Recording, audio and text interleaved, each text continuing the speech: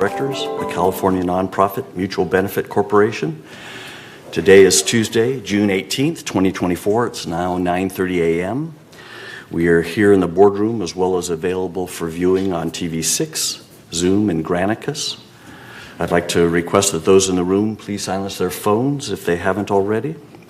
I'd like to call this meeting to order. I see that we have a quorum. And we will start today's meeting with our Pledge of Allegiance, led by Director Jim Cook. Jim? I'll stand. I pledge allegiance to the flag of the United States of America and to the republic for which it stands, one nation, under God, indivisible, with liberty and justice for all.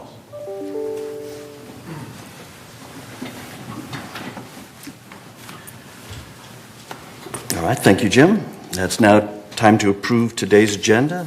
Can I get a motion to approve today's agenda? Ira moves, Reza seconds. Thank you. Any suggested changes to today's agenda? All right, seeing none, we'll consider the agenda approved by consent. Moving on to agenda item 4, we're now looking to approve the meeting minutes for 3 different meetings. Let's try to address these collectively. Can I get a motion to approve the meeting minutes for the 3 meetings outlined in our agenda packet? David, thank you. And Ira, seconds. All right. Does anybody have any suggested changes or corrections to any of the 3 minutes in the packet? Okay, seeing none, we'll consider those approved by consent as well. Thanks. Moving on to agenda item 5, which is our chair report. Today I'm just sharing a reminder that there are going to be 3 open positions available to be filled in the upcoming annual 3rd board elections. Those interested in potentially filling in these positions need to submit their applications by 5 p.m. on Wednesday, July 3rd, in order to be considered. I'm hoping that more than 3 members will consider volunteering and apply. If 4 or more qualified members submit applications, then there will be an election, and the members of 3rd will be responsible for picking the board directors.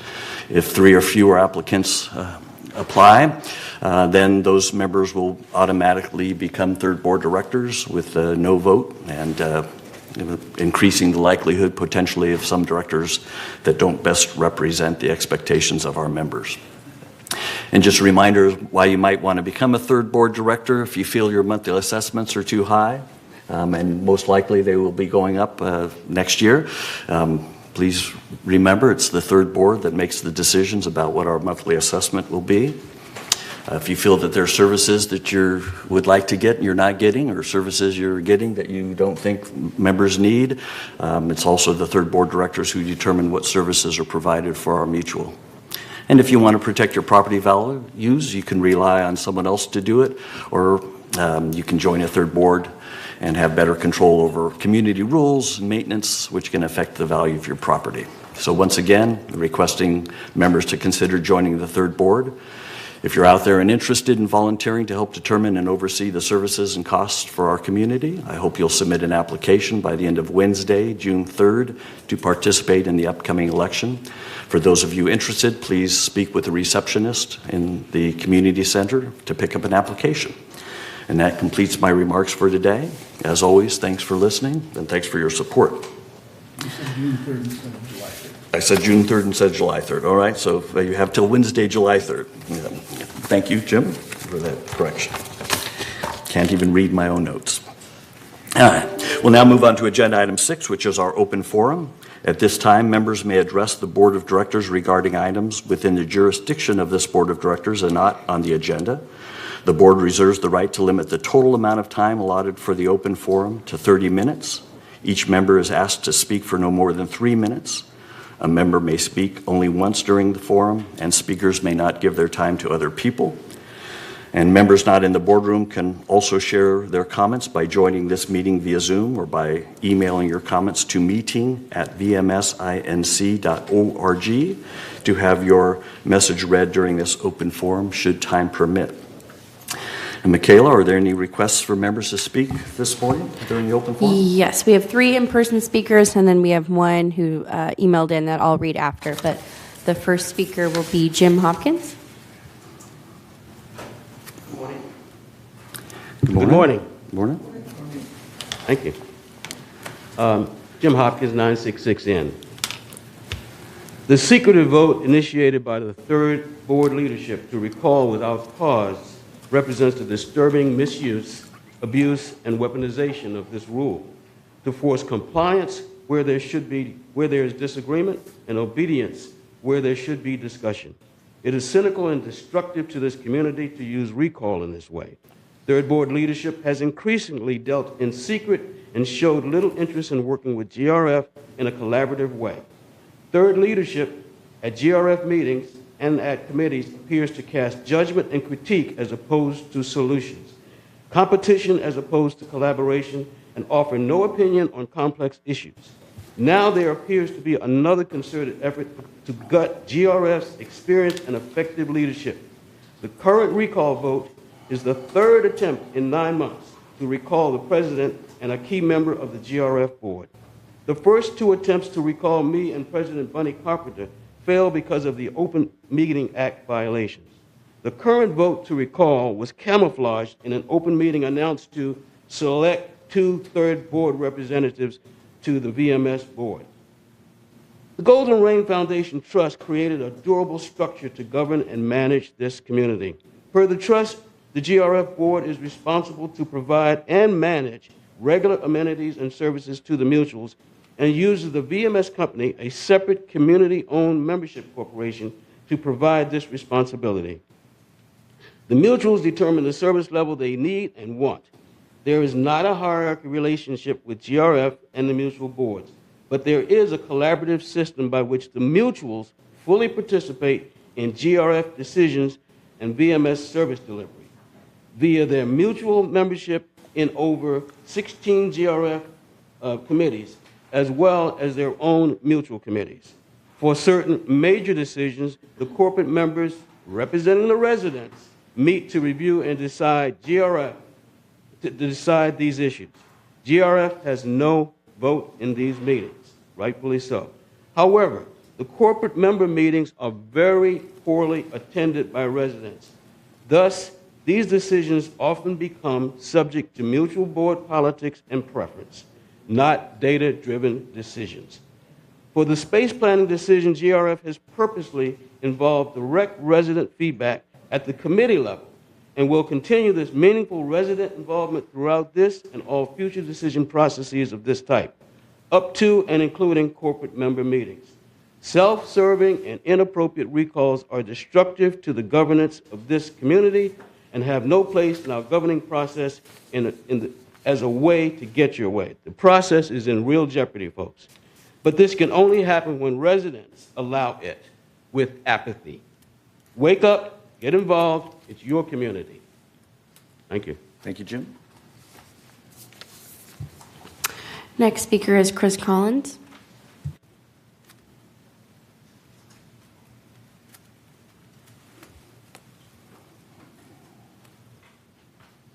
Good morning. Good morning. Chris Collins, 3306Q. I'm here with an update on the work of the Foundation of Laguna Woods Village on behalf of village residents experiencing temporary financial crisis.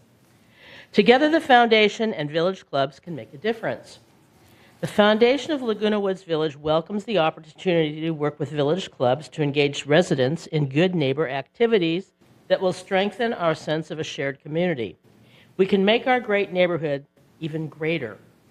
Submit a proposal, join the foundation, and make a difference in our village. By sponsoring a new activity that reflects and reinforces the spirit of Good Neighbor Day, village clubs can make a difference in strengthening our sense of community, which became somewhat frayed during the pandemic. Foundation funds will help support such club activities that bring residents, neighbors together in a positive way. The extensive network of village clubs can play a critical role in this effort by hosting new activities in honor of National Good Neighbor Day, which is September 28th, 2024.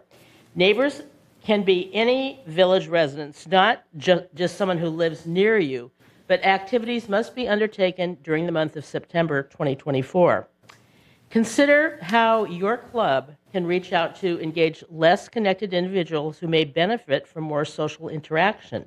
Clubs are invited to consider get to know your neighbor social events, maybe charity drives, neighbor food exchanges, lunches, or dinners provided by neighbors, a buddy conversation bench, or regular buddy walks, to just name a few.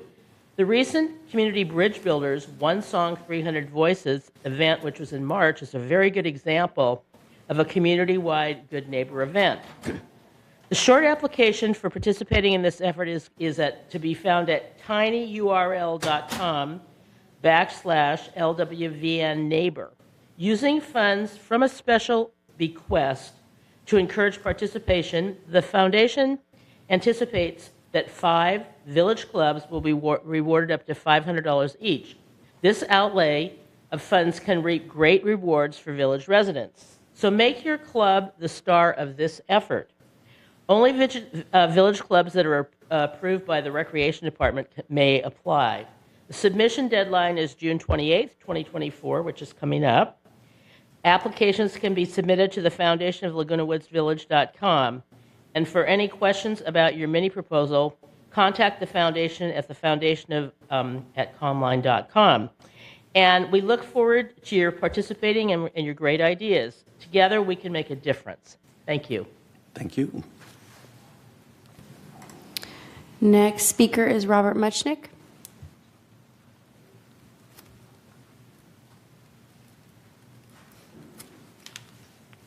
Hello. Good morning. First, I want to thank everybody for their service. I know how difficult it can be to be a board member, especially for Third Mutual. I have 2 issues that I'd like to address. The first is the property insurance for Third. Recently, the president of Third sent an email to all residents announcing that we have purchased $10 million more in insurance for a decrease in our premium. The email indicated that we partnered with United. The information in the email does not give a complete picture, though.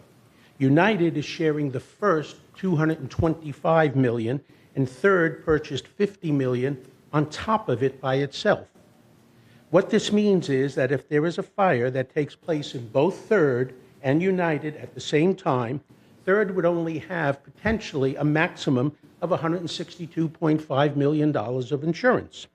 This is actually less coverage than we had last year. Now, I'm sure the president will tell you that the PML, the probable maximum loss for any one incident, is around $140–50 million, so we are most likely covered. This is true. However, the board needs to be more transparent and informative with regards to the action it takes so that residents understand what the actual coverage is and what they need to do to protect themselves above and beyond that. This leads me to the second issue, the recall by Third of 2 members of GRF. At the Friday, May 31st meeting of the Third Board, which was called primarily to consider a vote on candidates for VMS, last on the agenda was item 14, entertain a motion to request a meeting of GRF corporate members, which occupied only the last 4 minutes of the meeting, of which most of the time was spent reading the resolution. Residents of Third had no prior knowledge that this action was going to take place. While the motion indicates no cause is required, the residents of Third deserve to know the reasons behind the recall. What are the reasons for the recall? There has been no transparency on this issue. The board is acting in a clandestine manner. They clearly must have discussed this in a closed meeting, since there was no discussion and the board voted unanimously for the recall. What happened to open discussion on these issues? Where is the advance notice? Where is transparency? Without explanation of cause to remove 2 members of GRF, I, as an individual resident of Third, stand firmly against this action by the board. Thank you. Thank you. Next speaker is Marjorie Eckhart.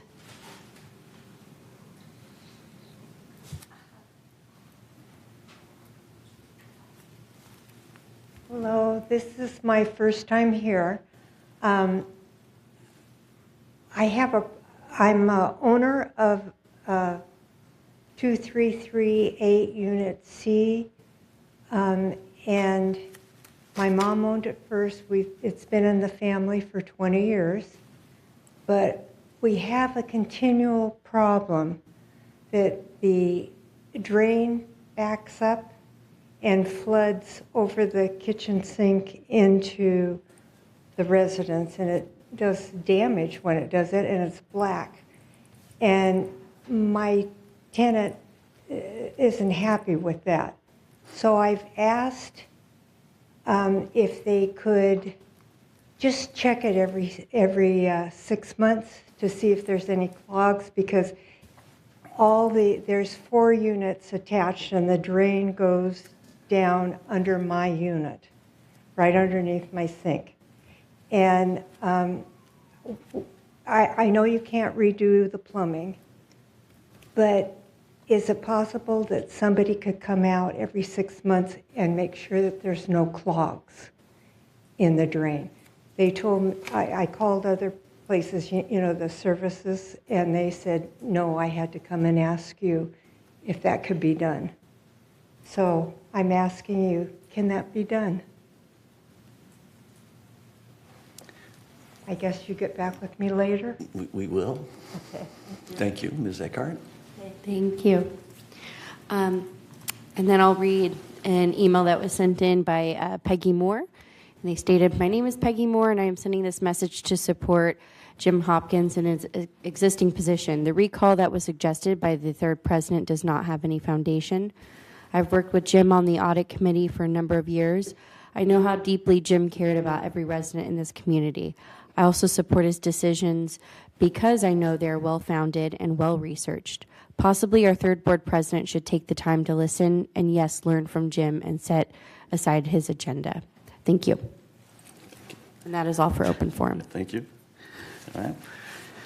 Thanks, everybody, for their comments. Appreciate it. Any responses to any of the comments anybody wants to make? Okay. Ms. Eckhart, we will get back to you. Let me look into it, work with staff to see what the issues are, and see if we can come up with a solution for you. Regarding the recall, that is a request to have a meeting to discuss the situation. We will submit the request to, sorry, Ms. Eckhart? Can I say one more thing? It's been a repeated problem for 20 That's what it years. sounded like. Yeah. Yes. Yeah, understood.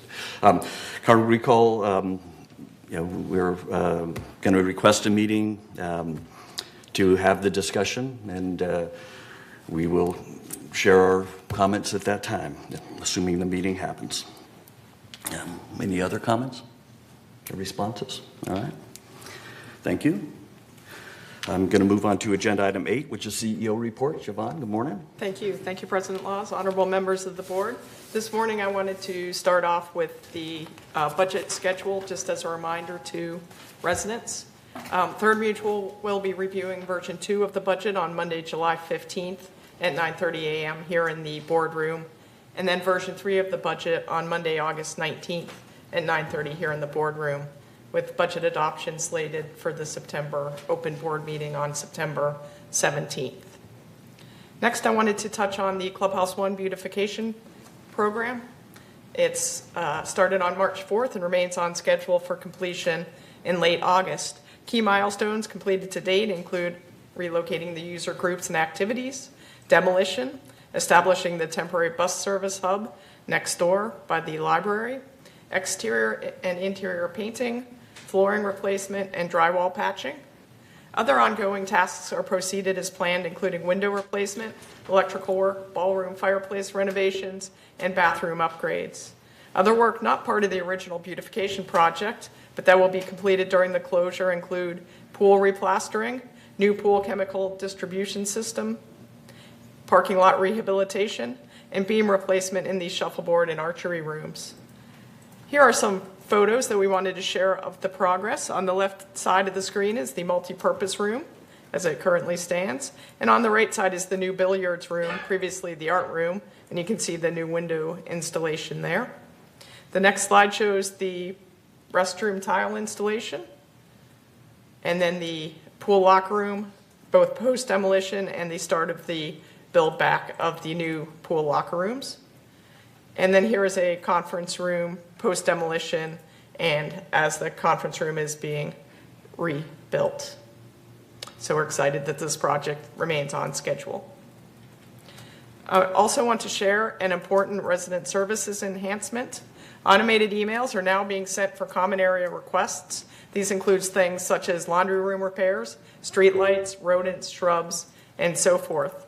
Residents will now receive timely updates about the status of these requests, keeping them informed when new common area tickets are created, scheduled, and completed. As a reminder, automated messages are only sent if a resident has an email address on file.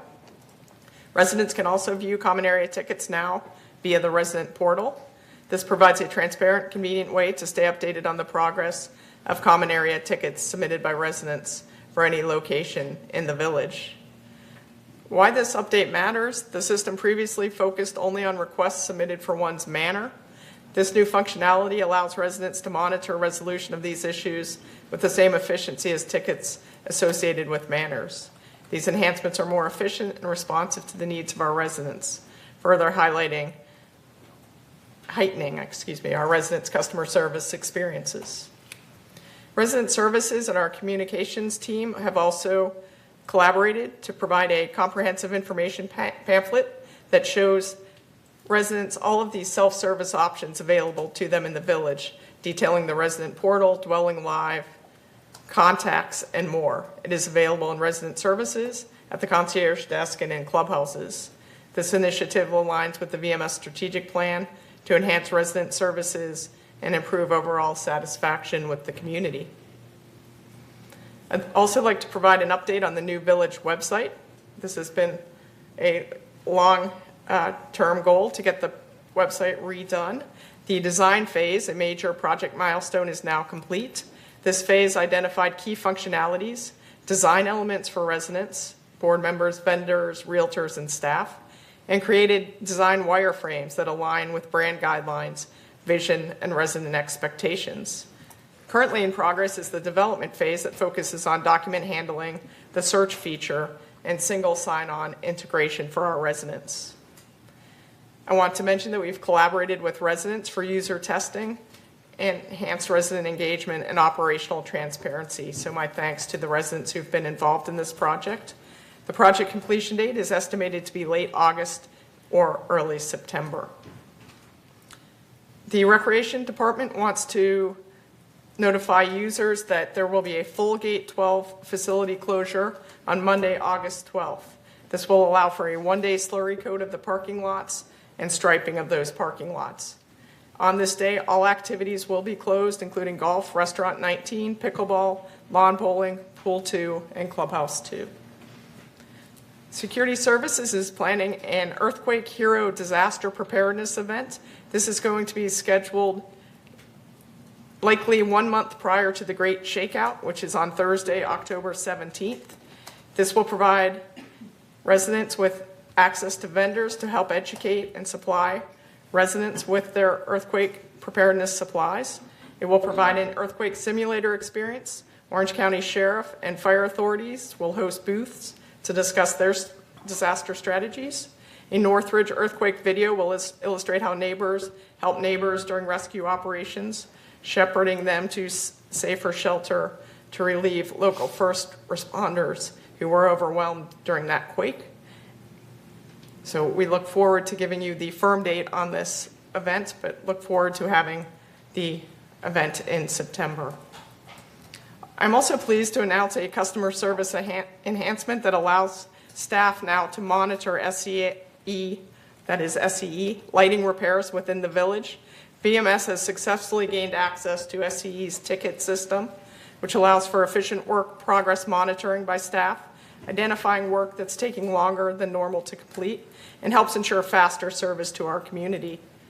On the screen before you, for informational purposes, are the different ownership of the lights within Third Mutual. Street lights are owned by Third Mutual. Repairs are handled by a contractor, Unix. But please note that Third owns the streetlight poles and the light fixtures, while SCE owns the electrical equipment from pole to transformer. Walkway lights, the low-level lights, are owned by Third and maintained by VMS staff. Walkway lights that are on poles are owned by SCE, and SCE maintains these lights. Exterior lights on buildings and carports and so forth are owned by Third and maintained by VMS staff.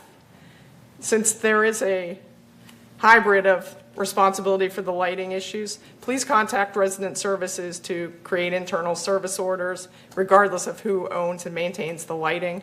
You can do this by calling resident services, emailing resident services, and please provide the location and pole number if applicable for repairs. On May 22nd, the VMS board and staff met to update its strategic plan, and I wanted to provide a brief overview this morning. VMS's mission statement is to ensure that Laguna Woods Village residents receive unparalleled opportunities to enjoy the utmost in active living. VMS's mission statement is to be the premier private community in the West for active 55-plus adults. In this session, we set 3-year goals for 2024 to 2027. These goals, not in priority order, include enhancing communication among staff, boards, and residents, providing exceptional customer service, improving operational efficiency and effectiveness, proactively working with boards to maintain financial stability and longevity, and attracting, developing, and retaining high-quality staff. Beneath each of these goals, there are 6-month action items that will strive to make the goals a reality. Some of these steps that will be covered under enhanced communication includes providing the most effective tools to ensure timely responsiveness, effectively communicating our achievements, and promoting communication vehicles to increase use by residents. Under provide exceptional service, the VMS board and staff will measure success, use technology to enhance service delivery, increase accountability, and ensure clear expectations. In terms of proactively working with boards to maintain financial stability and longevity, we aim to keep costs down, set short and long-term targets, and implement technological solutions. With respect to improving operational efficiency and effectiveness, we are working to streamline workflow processes and using the most cost-effective resources available. And lastly, to attract, develop, and retain high-quality staff, we are striving to provide competitive pay and benefits, maintaining a respectful environment, exchanging ideas collaboratively, and increasing ongoing recruitment efforts. And that is my presentation this morning. Thank you very much. Great, thank you, Siobhan. Appreciate that. Any board members have any questions for Siobhan? I just had, go ahead, Moon. Sorry, missed your hand. Yeah, I don't know if it's a proper questions at this point to you or to anybody here. We pay a lot of property tax to OC, and this community has many facilities like a road, sewer system, or plumbing, the water system, all that, which we are community, so we are not getting any help, financial help from the OC or state or even city of Laguna Woods. So it seems to me it's a little bit unfair. We are paying full price. We don't get anything return. Is there something we can work on it?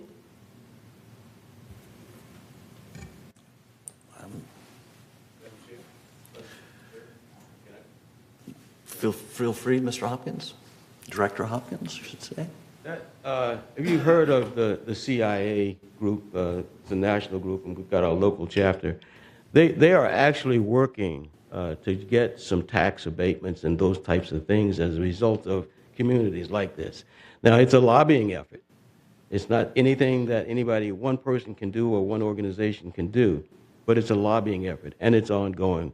And one of, I think, our local attorneys, I think it's Jeff Beaumont, is very active in that process. So there is recognition of that problem, and he's trying to get a solution. Great. So if you get the flyers from CAI, take a look at them on occasion, and you'll see some activity on that. Okay, thanks for that update, Jim. Yes, Moon? Thank you, Jim. I think we do need greater leadership at some point throughout the whole community. It's GRF, United, or Third Mutual. We need to work on it. There's a lot of things we can I think we can get it, or we are entitled to, we are not getting it. Okay, thanks, Moon. Okay. And Siobhan, I was just going to ask a question. You talked on slides 9 through 11 about residents being able to view common area tickets. And I just want to confirm, is that all common area tickets? Any common area ticket that a resident submits and they have an email on file, yes, and this went into effect approximately 10 days ago. Okay. So if I am walking around the village and I see, say, a split rail fence down and I create a ticket, I'm now able to, even though it's not near my manor, I'm able to view the status of that ticket. That is correct, provided your email address is on file, and I know it Okay. is. Okay. Okay. But no one else could see the status of that one That's thing, just me. correct. Yeah. Okay. Just the person that creates it. Great. Thanks for that clarification. Appreciate it. Any other comments and questions for Siobhan? Okay. Hearing none, we'll move on to agenda item 9, which is our consent calendar. All matters listed under the consent calendar are recommended for action by committees and will be enacted by the board via a single motion. Today, per the consent calendar, the board is being asked to ratify the preliminary financials for the month of April 2024, approve 4 liens recommended by the Finance Committee, 1 recommendation from the Landscape Committee, and 3 variance requests recommended by the Architectural Controls and Standards Committee, or ACSC. Can I get a motion to approve today's consent calendar? David moves, Moon seconds. Thank you. Any questions, comments from the board? I need to recuse myself from item 9D1 because that's my unit. Okay. Otherwise, I'm fine. Okay, thank you. Any other comments, questions? Okay. Any other objections to approving the consent calendar? Okay, seeing none, we'll consider the consent calendar approved by consent with Jim abstaining from 9A1 or something like that. 91. Okay, now we're moving on to agenda item 10, where we'll be discussing and voting on unfinished business. Today we have only one unfinished business item to discuss, and that is agenda item 10A, which is for the board to entertain a motion to approve the revision of standard 47 for bathroom splits. These updates were recommended by the ACSC, and last month this board voted to approve this revised standard forward for 28-day member review and comment. Today we will be voting as to whether or not to accept the revised standard going forward. Chris, before we get going on that, can you read the resolution for us, please? Yes, Resolution 03-24-XX, Revised Standard 47, Bathroom Splits.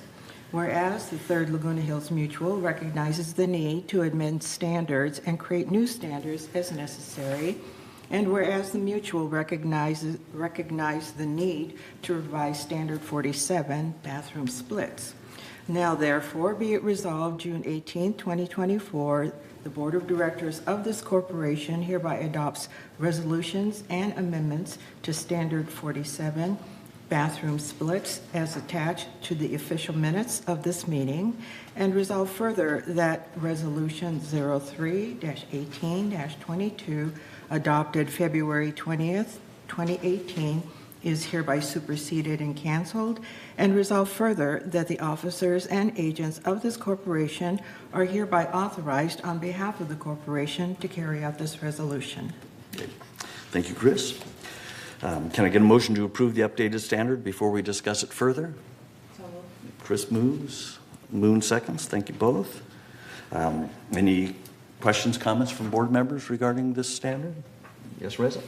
I think the question that I had before also is, if this encroaches into the common area, there is no, the note on that what would happen, what they have to do if that encroaches into the common area, if the bathroom split take place, like using garage or something.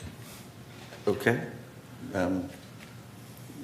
Alan, can you step on up and speak to that? Did you hear the question? I did. Okay, good. Thanks. Thank you. The intent of the update is totally contained within the manor itself. Okay. So I was just looking real quick to see if it actually says that. But that's certainly the intent of the standard update. So if that, if the split request comes with the encroaching or using the common area, that's going to be different policy that we have, or how are we going to approach that? I'm sorry, I was scrambling. The definition, if I don't answer your question, please repeat it. But Section 2.1 defines bathroom split, the creation of an additional bathroom within the interior confines of a manor. So it would not encroach in common area. No, my question is that if the request for a split include encroaching into the common area, that's covered in separate, That would go through the variance process. so that's a separate process? Yes. Okay. I just want to know. Thanks. Okay, any other questions from board members? Okay, Michaela Moon? Raja, you want to put another motion to modify this resolution, or? No, I think there are separate resolution for using common area for anything. Yeah. And if the request comes in and it's within the dwelling and is not encroaching common area, this is sufficient. Yeah. But if include, for example, taking 3 feet of the garage in order to do that, then that had to go through different process, not through this resolution. I think that's what I'm trying to distinguish between the two. Okay, great. Okay. Michaela, do we have any member comments on this one? Okay. Okay. Yes, you know what? I'm so sorry. I was looking at the wrong thing. Yes, we do. We have one. Okay. I thought we might. Member Gary Durst said, third board members, I have read the proposed new standard for bathroom splits and offer the following comments. One proposed 3.2.a and 3.10 seem to be in conflict. The former bans altering or removal of structural or load-bearing walls, while 3.10 implies it can be done if approved by a structural engineer. 3.10 seems to be the better policy. 2, typo only 3.7, last sentence, details to be included with a D at the end with plan submittal. And then that's all for member comments. Okay. Thanks. Okay. I'm letting Jim take a look at those two. That's not really a conflict. The second item she represented is only for roof, and that's if they were going to put a skylight in or something. And so we still don't allow structural changes of the walls to do the bathroom splits if they are structural walls rather than partition walls. Okay. All right. Do we think we need any modifications, or do you think it's clear? Well, I think it's clear because it specifies roof. Okay. And the other thing is, this was only a cleaning up of this because a lot of the things that were in the original bathroom split do not meet current standards. So that's why it was revised. Okay. Not because we were really changing anything about where you can put the splits. Okay. All right. I guess time to vote. Are we going to try to vote on our screens today? Yeah. And so now we're voting on whether or not to approve the revised Standard 47 for bathroom splits going forward. Oops. Sorry, let me see. I think it just recorded it unanimously. We're waiting for it to come up for us.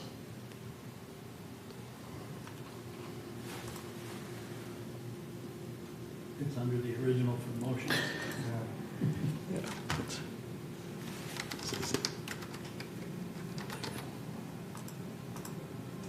We're just working through the technology here for a moment, folks. All right, there it looks like we have it.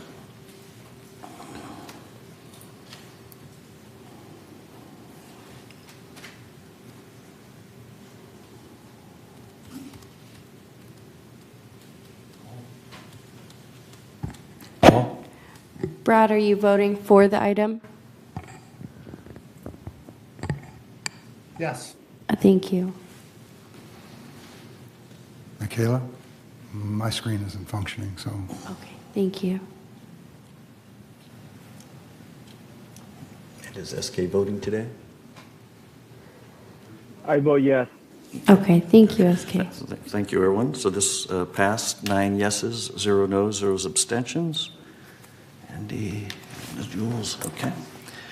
All right, thank you, Board. Appreciate it. Now we're moving on to agenda item 11, which is for our new business items, and we have quite a few today. We'll start with agenda item 11A, which is for the Board to entertain a motion to approve the revision of Standard 6 for block walls. This updated standard was recommended by the ACSC, and today we will be voting as to whether or not to submit this updated standard forward for 28-day member review and comment. Does anyone from staff have any opening comments for us regarding this?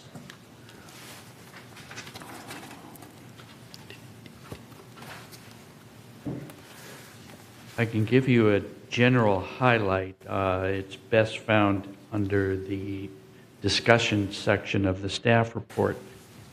We're looking at updating the standards in order to allow for clarification of where the modifications can take place. We're also addressing the types of materials and the finishes used, and then including maintenance responsibilities. That's a really fast highlight, but I'm here to answer and address questions or concerns. Okay. All right, why don't we get a motion and before we discuss it further and ask questions, can I get a motion to place this policy on 20-day member review and comment? Jim so moves, David seconds. Thanks. Any questions, comments from board members? All right, I have a few. Section 2.7, can you explain what gate opening means? Is that? It's simply a gate attached to a block wall. It just clarifies or specifies where that gate can or can't be located.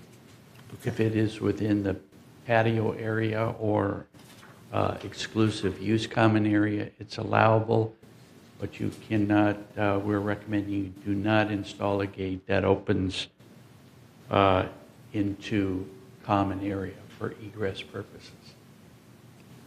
Okay. So how about just a hole in the wall? So let's say I have a wall on 2 sides and there's a 3-foot opening that opens out into the common area lawn behind a manor. Is that okay because there's no gate there, or are you, is an opening, whether or not a gate is there, considered a gate opening? Fair question. It's more to do with the gate opening itself and the swing of the gate encroaching into a common area. So if there's just an open space between the walls, there is no restriction on the walls themselves. Okay. But if someone had a gate and the gate could not open out but could only open in, you're saying that's okay, correct? That would be allowed. Got it. Okay, thank you for that. Wait, for clarification, the gate can only open in. It cannot open out into the common area. Correct. Right. That's what I thought I was asking. I thought he was, so if I said that wrong, I apologize. I thought that when there is a gate and you step into the common area, you have to have a 3 feet behind that because you cannot step from your gate into the common area. Is still part of that? That's not a requirement for a gate. That is a requirement for a door opening on the exterior of a manor. What's the difference? I mean, you're opening. I mean, either is a door or is a gate. So what's the difference? I mean, I have a problem with, you're opening to the common area. Either we allow it or we don't allow it. So if there's gate that, you latch it, or is the door that you close it, what's the difference? The difference is code requires that for a doorway, not for a gate. A gate is like a patio gate type thing, and the gate on the patio has to open to the interior, and you're stepping out of there onto whatever, whether it's grass, a sidewalk, whatever, but it isn't required to have a 3-foot by 3-foot landing. Does that answer your question? I mean, is it an answer that, you know? Okay, got it. All right.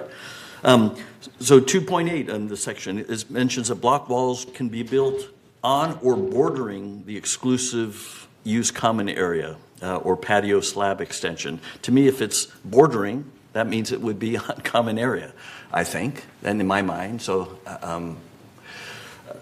can you explain that? It is, well, it's not encroaching onto mutually, or not encroaching, excuse me, onto common area, but up to common area. So it deals with existing exclusive use common area where you can or cannot. Okay, so, sorry, so I'm just looking the way I read, bordering the exclusive use common area. So if I go up to the edge of the exclusive use common area and then build something on the edge of that, or it seems to me that that would be in common area. So that's where my mind is going, so we don't need to take any more time with that. Section 4.0, planter walls. Are these separate from the walls that have been discussed in Section 2? Only in terms of height description and where those walls can be located. Okay. So can planter walls be in common area? No. Okay.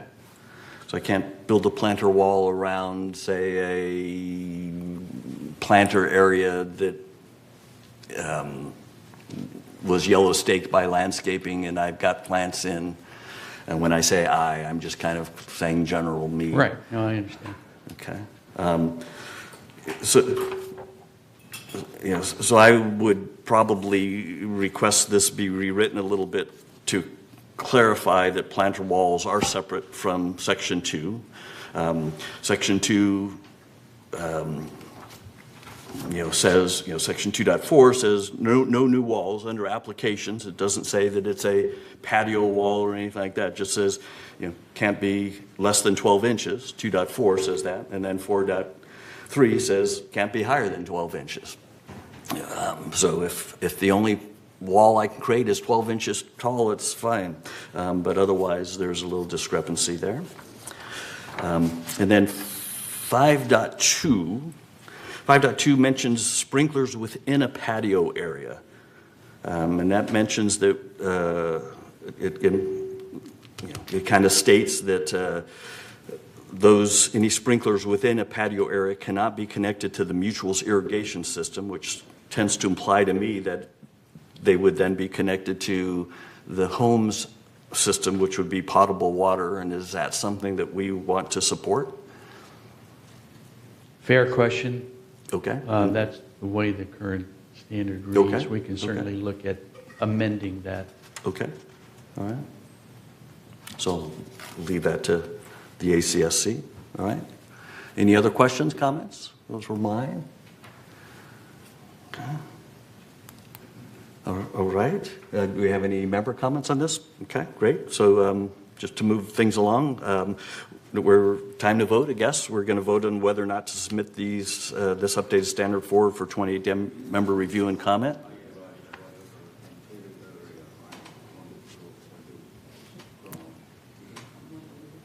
So, sorry, I'm waiting for Moon here.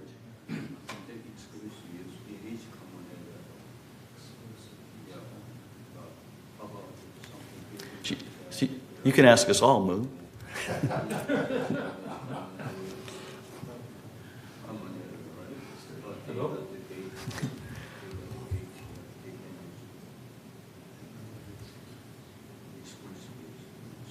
this is a common area, but then when they close it, it's exclusive, so they are responsible. That's what you're talking about. So do you have questions, Moon? Had questions about patios and exclusive use area. Okay. You know, that's all. Okay. Which didn't apply so much to this. Okay, got it. Okay. I need a learning curve. Okay. Feel free to learn with all of us, because maybe if you have a question, there's others, even members that are listening that might have the same question. So we can get a common answer. That'd be great. So again, we're going to move this. We'll find out. Oh, we are voting now? We are voting whether or not to put this forward for 28-day member review and comment period. SK and Brad, if you could provide your vote for this item. Yes. Yes. Thank you. All right, now it is. Okay, looks like we have 7 yeses, 2 noes, 0 abstentions. So this passes to put onto 20-day member review and comment. I'd ask that the ACSC look at this one more time before next meeting and tweak it based upon some of the questions and comments. Okay, moving on to agenda item 11B, it's for the board to entertain a motion to approve the revision of standard 41 for solar panels on one-story buildings. This updated standard was also recommended by the ACSC, and today we will also be voting as to whether or not to submit this forward for 28-day member review and comment. Does anyone from staff have any opening questions for us or opening comments? And if not, that's fine. Okay. We can just wait for questions to come up. All right. Can I get a motion to place this updated standard on 28-day member review and comment? Jim so moves. Dave seconds. Thank you. Any questions, comments? Ira? I'd like to send this to legal before we put it on for 28 days, so we don't have the same issue with this standard as the previous. Okay, let's just ask a question. Has this been forwarded to legal? Has staff forwarded this to legal? Okay, all right. Okay. I would make the same comment, so I will be voting no on this at this time, just because there's been a lot of changes with solar over the past few years, and just want to make sure that we're doing the right thing. But any other questions, comments? Okay. Any member comments, questions? Okay, so I guess we're now voting on whether the motion was put this on 28-day member review and comment. Again, I'm going to vote no, and we'll see how it proceeds.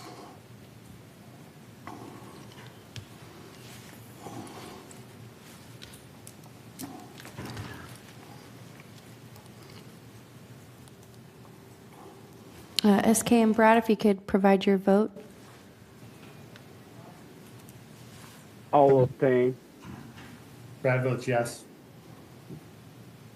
Okay, SK, could you provide your vote one more time? Abstain. Abstain. Okay, thank you.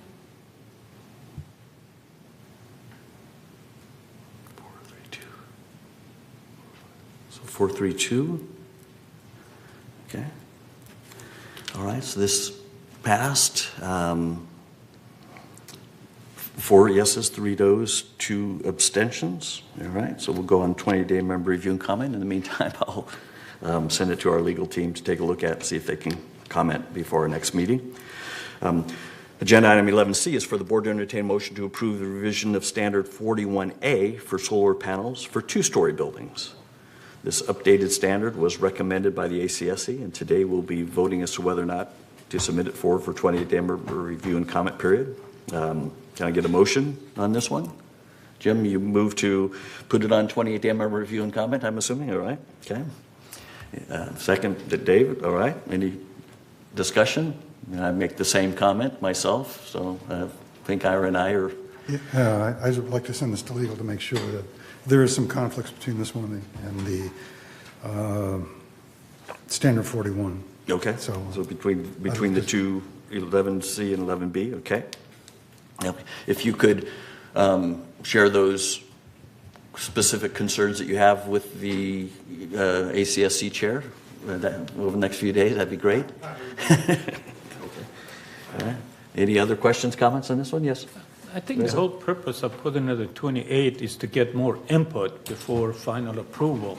So I don't know why we don't want to go for 28 days while we're seeking input because that 28 days give us the opportunity to get input, and based on those, either we can approve it after 28 days or reject it. Okay. So that's the way I look at it, because, when there is a concern, you just put it out and get your feedback and then make a final decision. That's my comment. Yeah, in my experience, our legal team isn't always as quick as being able to provide the input, so. You can make him as quick as you want to. But fair enough. Reggie, we are you dealing bring with up a valid lawyers. point. Okay.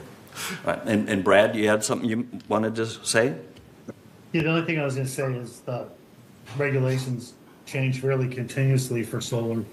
You might want to put, just a disclaimer at the bottom, based on current standards and subject to change in the future. But, it's a non-elected appointed committee that makes a lot of the decisions on what regulations are for solar, and it changes fairly frequently. That's all I would say. Okay, great, thanks. Makes sense. Okay, any further comments, questions? I'm assuming no member comments. All right, it's time for us to vote. Again, we're voting on whether or not to submit updated standard 41A for solar panels for 2-story buildings forward for 28-day member review and comment. Michaela, I will abstain again. Okay, SK, you're abstaining. And Brad, what was your vote? I vote yes. Okay, thank you.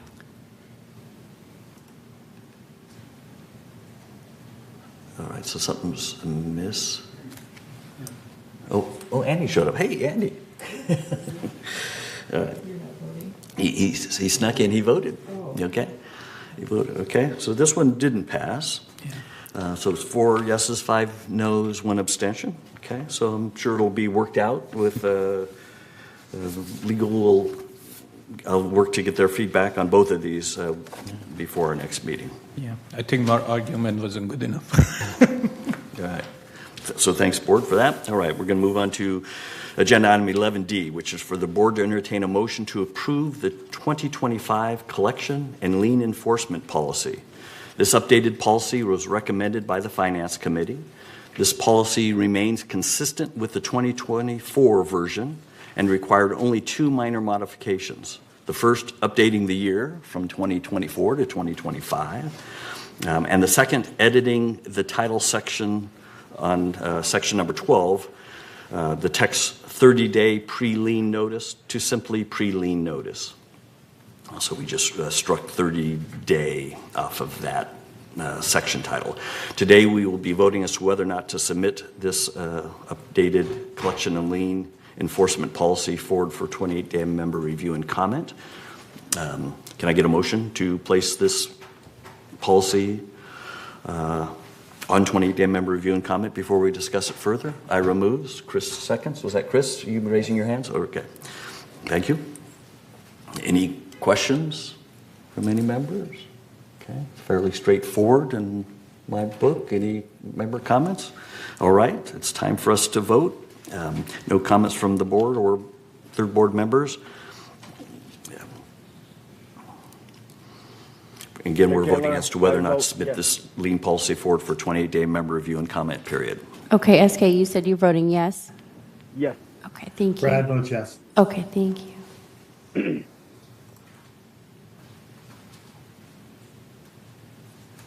Okay. Thank you, board. This passed 10 votes yes, 0 no, 0 abstentions.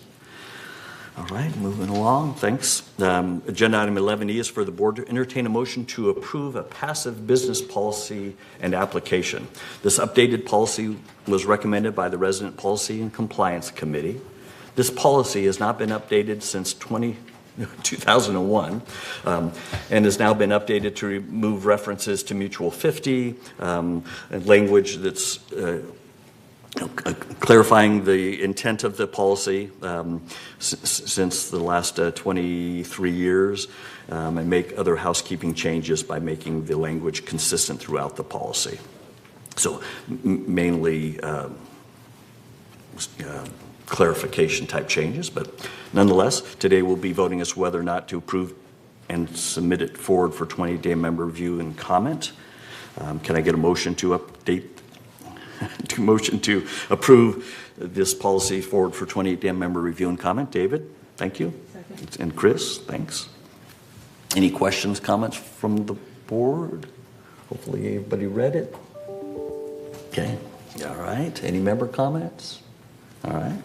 Then may as well proceed with the vote. Thanks. Again, we're voting to submit it forward for 28-day member review and comment. Brad votes yes.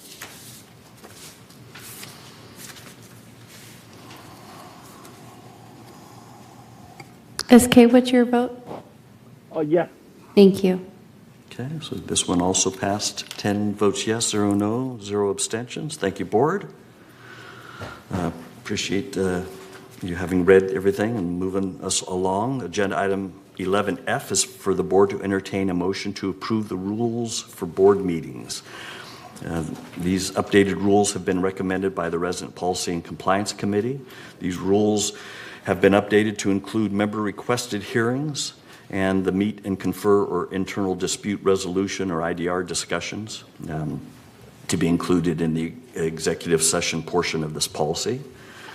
Today, as with the previous new business items, we will be voting as to whether or not to submit these board meeting rules forward for 28-day member review and comment. Can I get a motion to place these updated rules on 28-day member review and comment period before we discuss it further? Chris moves, Reza seconds. Thank you. Any questions from the board? Or is this the one, Chris, where you had some potential changes? Yes, on page 15 of 30, paragraph A, notification, second paragraph there, the first sentence is not a complete sentence. Okay. It starts, if the member submits a written request for member requested hearing with the mutual, okay. Then what? Okay. There's a period there. Okay. The next line, member should be initial cap. And on page 16 of 30, the first full paragraph, it should read, the member who requested the hearing. Okay. And then the third line down, the word them should be then, THEN. Okay. And when it talks about the number of copies for the board, it should be 11 and not 4. Okay, thank you. You'll make sure that staff gets a copy of your changes? They just have it. in case they, thank you, Yeah. appreciate that. Okay, okay, so just some minor comments there. Okay. Any other questions, comments? Okay, any member comments for this one? Okay, all right, so I guess we will now vote as to whether to accept these changes forward, the changes as defined by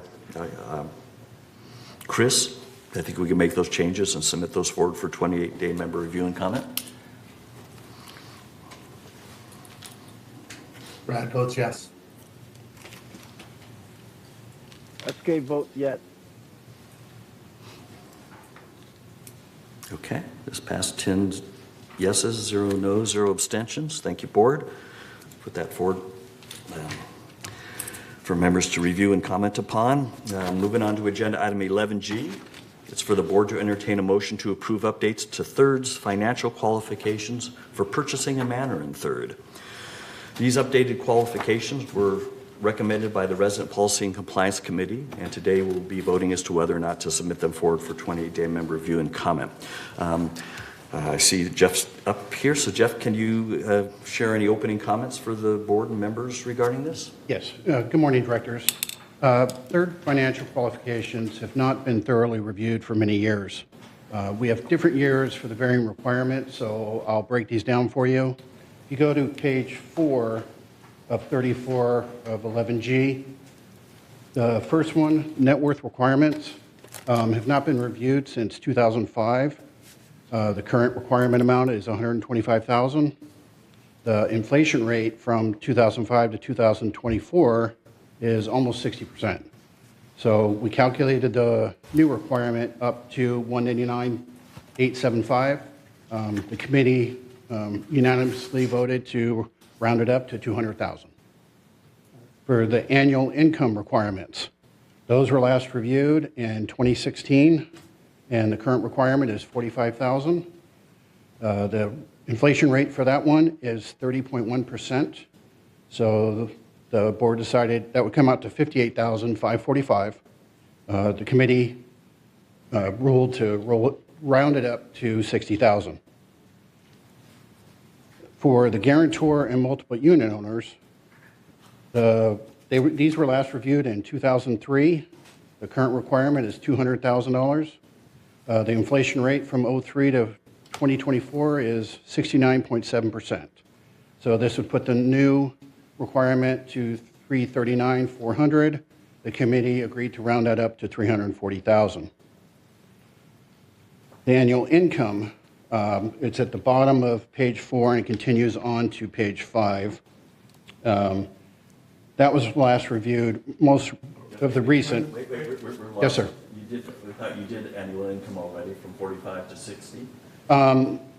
The 40, that's for the net worth, or wait, sorry, annual income requirements up at the beginning, but there's new, for a guarantor and multiple unit owners, there is different net worth and annual income. Okay.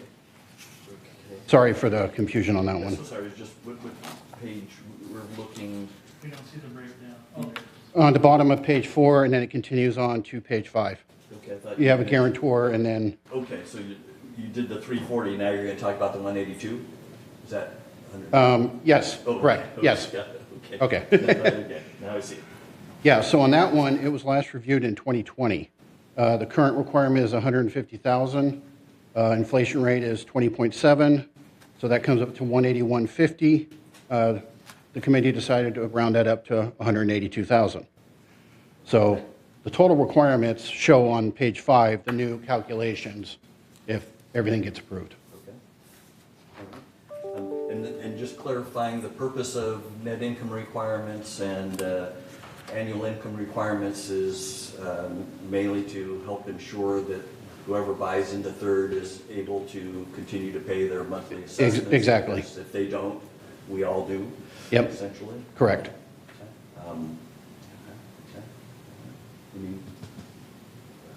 Okay, let me get a motion before we discuss it further. Can I get a motion to place this on 20-day member review and comment? Jim moves, Ira seconds, thank you. Any questions, comments about these? Reza? You see that on page 5, the multiple unit net worth is additive Yes. as you increase. What about the income? The income stay the same? No, the income will be increased. So the annual income requirements for multiple unit owners is, that goes up to $340,000. Yeah, in the middle of page 5 is, Yes. is the annual income, and the top of page 5 is No, the 200,000 that goes to 300,000 at the bottom of page 4 is not the income, is the It's asset. the net worth. It's the asset. It's net, yeah, they're at. Net worth. Yes, I'm yes. talking about income. Income. So Forget about okay. that one. Yeah. The income that you put at $58,000, if somebody have 3 units, it's still $58,000? Or that gonna go up for the multi-unit? No, from the 58, it's going to be 60,000.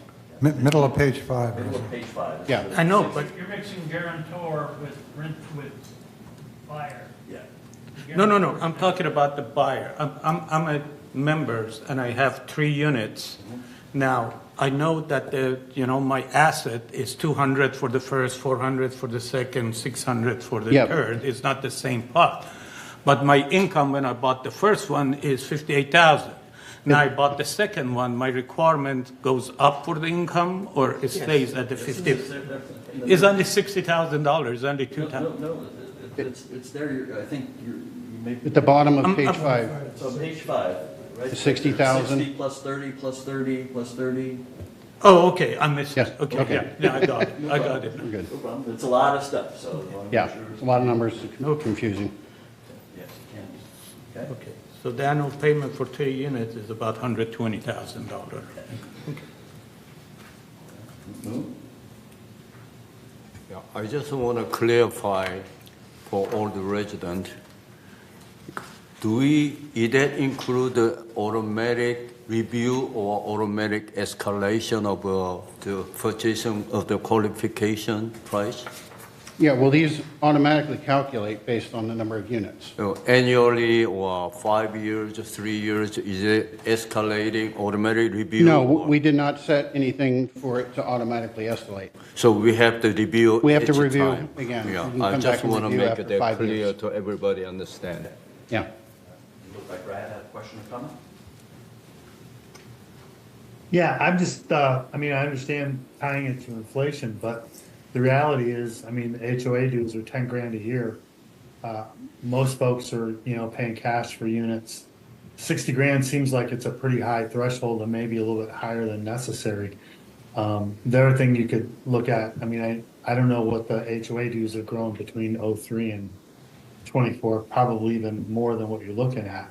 But I would also take into consideration, what the actual cost of living is, not just what the inflation has done. And frankly, for someone who's buying their unit for cash, they're pretty much meeting the asset requirement anyway, just in the value of the condo. And the final thing I would say is we can't wait 20 years for this kind of review. We should also put in a requirement to have it reviewed every 2 years. Those are my comments. I think that what Brad also saying, that's what I think I was concerned with, that at 3 units, we only, the members can only live in one, rent one, the third one is empty because there is no income with it. So at 120,000 income with 3 units, that's about $40,000 a year. That means third of their income are just going to be the assessment. So is that sufficient? I mean, is that a right, ratio? Financially? I mean, I don't know. I mean, we trying to protect the HOA from default, right? That's the whole purpose of it. But, because if they could rent all of it, yeah, that's fine. I understand that. But if they cannot, it's just going to be coming out of their direct income, and 30% of the income just go toward the assessment. That's something that on top of possibly mortgage or something. That's going to be very something that a multiple unit owner needs to keep in mind. As they're buying. And so I think you also made a comment, Brad, regarding how much the assessment's gone up. I think since 2003, our assessment's gone up like 138%, I think I calculated. The list of assessments is on page 7. Right, but I mean, whatever we do for a single unit, it should be multiplied for multiple units, I would think.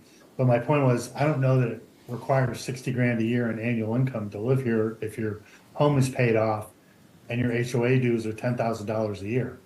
That, to me, personally seems a little bit high. I think you could generally live on less than that, and I think a lot of people do. But if you have more than, if you set it at 60 and you have 2 units, it should be 120 the requirement. If you have 3, it should be 180 as a requirement. And then the other thing is, I mean, obviously this isn't retroactive. I would assume it's only for people that are actually moving into the area. Correct, yeah. And I think the way it's planned would be effective January 1st of 2025 as we voted in. Yeah. And Moon has brought up the point of having it reviewed periodically, as did you, Brad, so we'll work with staff to see how we as a board can direct a future board to do something, which is review this policy. I mean, we can probably ask staff to raise it in 3 or 5 years or whatever for the board at that time to look at. So we'll work to make that happen. Okay. Good questions, good comments. Thanks. Any others? Okay. Any member comments on this one? Kayla, Jim, did you fill out a form? Yeah, I filled out something. Okay. For the next item, I believe. This is for 10G or this one? Sorry. No, he filled an item out for 11H. Yeah, I'll fill it out. Okay, you can fill out afterwards. I just wanted to make sure we keep track of you, Jim. I want to follow the rules. Just a question. what's the purpose of the change? What would that do for the third? What problem is it solving? Is that just a very central question? The change in the policy, income, et cetera, what problem is it solving? It's bringing the income requirements up to date in order to minimize the potential defaults of members not paying their monthly assessments, because as we know, if a member doesn't pay, we all pay. Sometimes we find that, we have options to ultimately foreclose, but at some of the prices that we have in our manners these days, if people have a mortgage, we're after the bank. As far as if there's a foreclosure and they're underwater, the bank gets the money and the mutual gets nothing. So we're just trying. Yeah, and my question was kind of rhetorical, because what's the data that supports it? I'm not disagreeing with it. I just want to understand the data that supports it. For instance, let's just say that the average person defaulting has been here 25 years. Or maybe the average person defaulting has been here only 7 years. Right? And so you've got all of these dynamics associated with this, and that's why I asked the question, is there data that supports doing this, that it's solving a problem? That was my only question, and I'm not saying it isn't, all right? But there should be something that says this is the need for it. And the other thing has to do with GRF uses the trust facilities fee. These higher qualifications will actually lower the income to the reserve, which is going to have challenges over the years as everything gets older. So it's just something to think about. Okay, thank you, Jim. I appreciate it. Okay, and Brad has a question or comment? Yeah, my only other comment, just to go back to that, I don't know that the increase should be based solely on the inflation between 2003 and 2024. I think in my mind, 60 seems high, unless you still have a mortgage. And I don't know how you qualify or differentiate between people who have a mortgage and people who don't have a mortgage. Obviously, if someone has a mortgage, 60 grand probably isn't nearly enough. If someone's paid off their unit and we're only worried about HOA dues, 60 grand seems really high, because I think people could probably live on, $3 grand a month. So 3,800 times 12, whatever that is, or $2 grand a month. That's the problem, is it's hard to set a hard and fast standard, because it is somewhat contingent upon whether someone has a mortgage or not and how much that mortgage is. Right. Really. Right, I agree. And we did chat about that a little bit, but yeah, okay. At the Resident Policy and Compliance Committee before this came up. Okay, thanks, Brad. Moon? I think Jim asking, question which most of the residents are going to ask or they wonder. But as this is increasing straight, not compound. Let's say 10 years ago and 10 years now, the interest rate or that, this is straight line, not even compound. I was asking much higher numbers because the compounding interest is much higher. And second one is, so this is more like updating, catching up.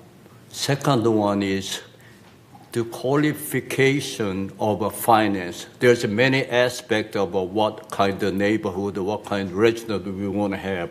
But this is one aspect of a financial qualification we are looking at, which we can control better than anything else, like personality we cannot control. But so what kind of resident do we want to have? We want to have a resident who cannot pay the HOA, so we have to talk about the lien and all the time. Or, it's a matter of what kind of resident, what kind of my neighbor we want to have. This is one of the aspects of a financial aspect that we can control. Thank you. Thank you, Moon. Any other questions, comments? And from any other members? Okay, great, thanks. So now it's time to vote. Again, we're voting as to whether or not to submit this qualification forward for 28-day member review and further comment.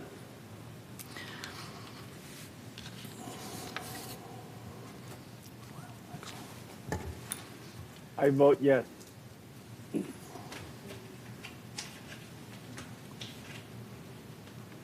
Brad votes no. Okay. All right, so voting is complete. 9 yeses, 1 no, 0 abstentions. Thank you, Board. And thanks, Brad, for sharing your thoughts, and Jim as well. Moving on to agenda item 11H. It's for the Board to entertain a motion to approve updates to Third's purchasing policy.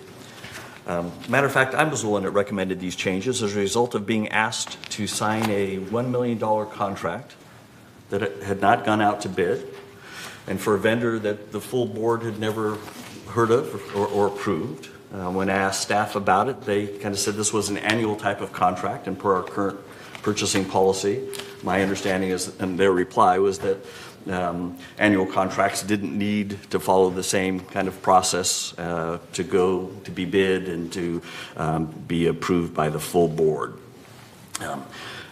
As Steve will tell you, staff will prefer that we don't approve these changes, but instead form a committee or task force led by GRF to come up with a standard purchasing policy that is the same for all mutuals.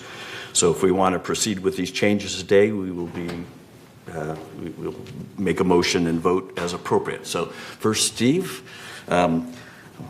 why don't you say what you'd like to say regarding agenda item 11H?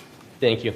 And just for a clarification perspective, clearly staff has no problem with making changes. So we're always looking for improvements, welcome any opportunity to review it. But what we'd like to do is, as you illustrated, we want to do it in collaboration with the other mutuals as well. So what I would recommend is, if we want to turn straight towards the back, if you look at agenda item 11H, page 13 of 14, if I can use a little bit of your time and go through some of the details. I'll pause and give you just a moment to turn to that page. There was a total of 8 suggestions that were included as far as the edits. The first one was eliminate the single source exemption for competitive bidding. This does have a place. So with regards to the policy, again, the recommendation is to eliminate it entirely. We do have some vendors who we use, who staff has worked with. They are a trusted vendor. They've been working in the community for some time. And what we do is we bring it before the CEO, we bring it before the purchasing manager, as well as the department head who is making the recommendation. We fill out a form, we provide a justification, and at the end of the day, the board, I should say 2 members of the board will still sign off on this contract. So despite the fact that there may be a single source exemption not necessarily going out to bid, it is still brought before members of the board to make certain that you are aware. Number 2, changing the let me back up. The elimination of the single source exemption. So from 2021, we just kind of picked 3 years to go back. Across all 3 corporations, it's only been used 24 times. With regards to Third, there's only 3 vendors that it affects, right? So it's seldom used intentionally. Likewise, under the sole source, the recommendation is to get the board's approval in order to make any change or to use this exemption. Staff doesn't necessarily have any objection to bringing it before the board. The only challenge that we may face in this instance would be is if, say, one board chose to use it and then the other 2 boards did not. So, but again, if that's the direction of the board, we don't necessarily see a problem with it. It could cause some delays, but we would work through those. Number 3, requiring a competitive bidding on contracts where the vendor of an expiring contract has agreed to not increase the price if the prior contract was competitively bid in the last 2 years. So twofold. So a lot of our contracts are 3-year contracts. So, and this may just be an opportunity to improve the language in the proposed updates. So, but this would by default, if we left it as is, every contract that expired after 3 years would have to come back and do competitive bidding, because what the recommendation is, if it hasn't been competitively bid in 2 years, well, clearly it was a 3-year contract. So it was 3 years ago the last time it was competitively bid. And the second is we have instances where numerous instances where we have vendors who will hold their pricing year after year. So ultimately, and we have an example that we can share with you maybe in closed session or some other time, that they are making a margin, right? So they don't want to run the risk of losing the business. So they've agreed to maintain their pricing for another 3 years. So 6 years, the same price. They're making their same margin. They were competitively bid at a previous time. If you were to, we have an instance where the last time this happened where we wanted to test to see if competitive bidding should be a requirement, it ultimately came back where that same vendor provided a new bid and they justifiably raised their price. They were still the lowest bidder. So as a result of this change, you ultimately had to pay more money for the same service that you could have had you just stayed with the original pricing. We are not opposed to, even without making any changes to the policy, if there is a contract that is coming up and the board makes a decision that, hey, we would like to open this up to other bidders, you have the ability to direct staff to do so without changing this policy. And maybe if it's something that is necessary, maybe you don't know all the contracts that are coming up, we can make that available to you at any time, just to make certain that we're providing as much information as possible. Moving on down to number 4, and again, I'm just making certain that everyone is aware of the benefits and maybe the consequences of approving the policy with the proposed changes. So number 4 is add clarification that an exemption of a blanket purchase order that's used exclusively for supply purchases are only applicable to supply purchases. We can add that wording. It may be unnecessary, but no real objection to it. Number 5, changing the requirements from notifying the board of unbudgeted emergency repairs within 48 hours to notifying the board of all emergency repairs within 48 hours, whether or not budgeted. This is a big one. So right now we have maybe a dozen, I want to say it's probably like 3 or 4 really over the course of the year that we have unbudgeted emergency repairs. But we deal on a daily basis. So, and we're already supplying reports to the board whenever there is a emergency that's unbudgeted.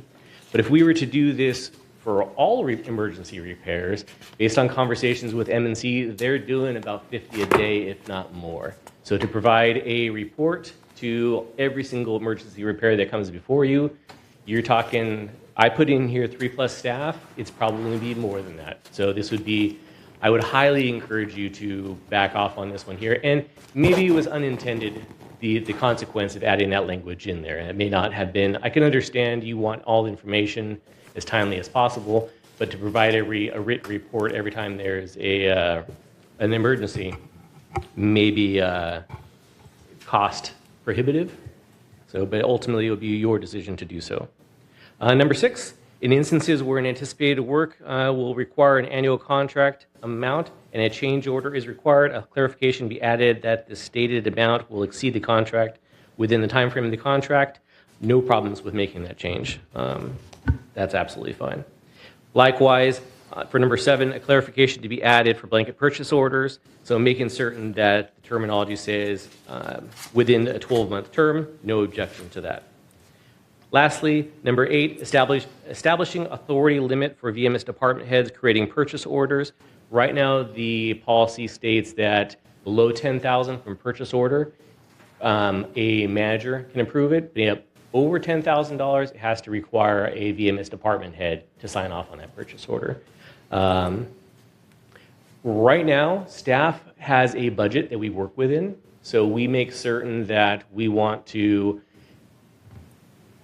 not exceed the budget, right? So if we can find savings in one section and we need to make an educated purchase on another area, we go ahead and do so. Again, at the end of the day, we are striving to work within our budget. If it's the board's direction to change the policy to limit that authority to some smaller amount, we will defer to the board. But overall, I'll go back to the beginning and say that whatever change is made, again, we're open to making changes. We always want the policy to be the best that it can be. But again, we want it to be a coordinated effort across all 3 organizations, because what we don't want to happen is needlessly for the board to spend more money than is necessary. So, and I think that potentially is very likely to happen if it's approved as is.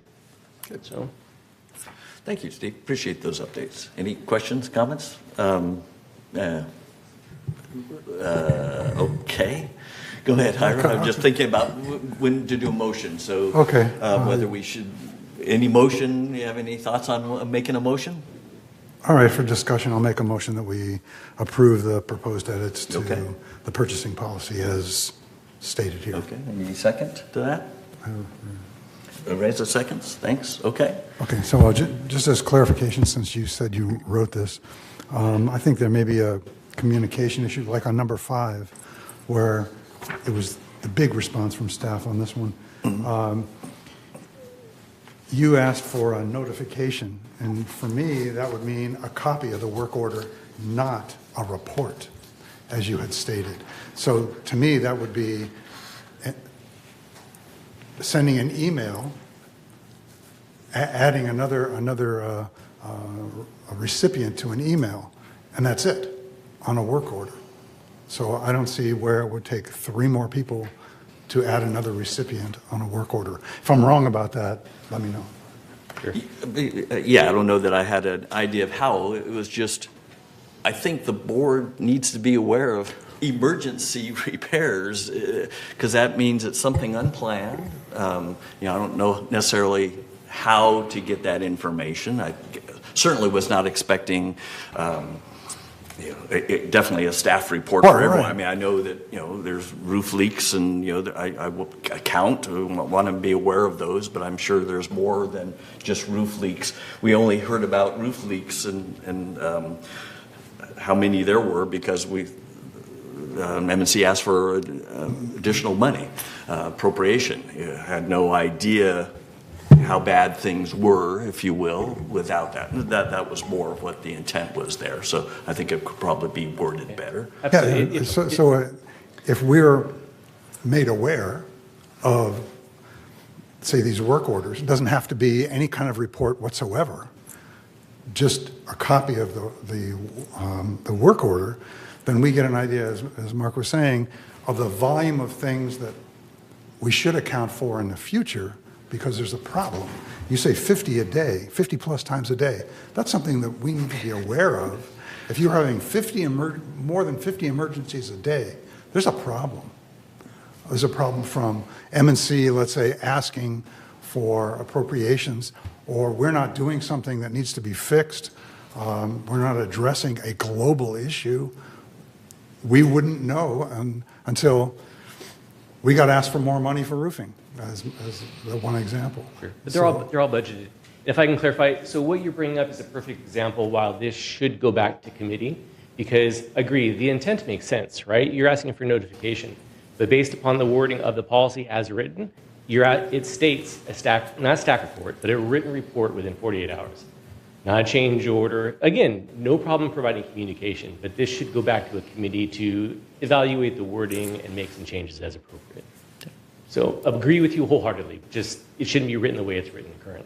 Yeah, I just didn't see on the left side where the proposed edit where it said Forgive me, that was just, yes. It just says notification. Correct. So that was a summary of my interpretation. So if you turn to page 5 of 14, if you're looking at the first bullet, I'm going to skip down to just below where the red writing is.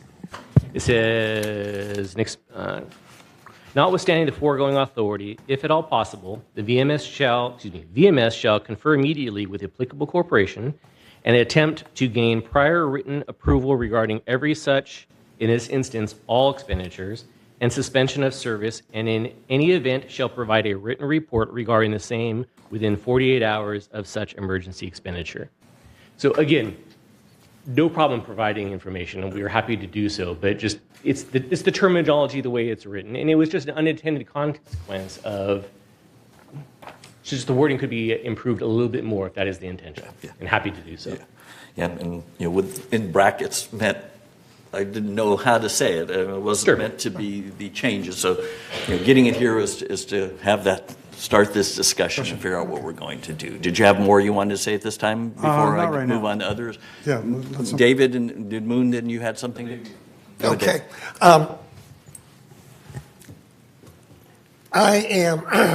certainly concerned about the events that originally gave rise. I'm equally as concerned about making major departures rather, from the purchasing policy that we're all using, without fully considering the impact of all of those. And for that reason, I would like to see this go back to committee so we can kick all this around, because I, for one, would like to know more about the financial impact of if we do make these departures from the purchasing policy, because I can see them having a negative financial impact on us if we have to go our own way on the purchasing policy. Thanks. So just a quick question for Steve before I get to you, Moon. Is there a common purchasing policy followed today? Yes. So back in 2023, the purchasing task force met on numerous instances. So it's all listed in the staff report in the body. In October, at an all boards meeting, it was brought to all three boards to review. It was adopted by both United and GRF. Third had some additional edits. They were minor in nature, so it didn't cause the staff to deviate. So they're all, in essence, you have the same policy. Okay. So there's some minor variances, okay, but not causing staff to do anything different across all three. Yeah. Okay. All right. Good. Thanks. Moon?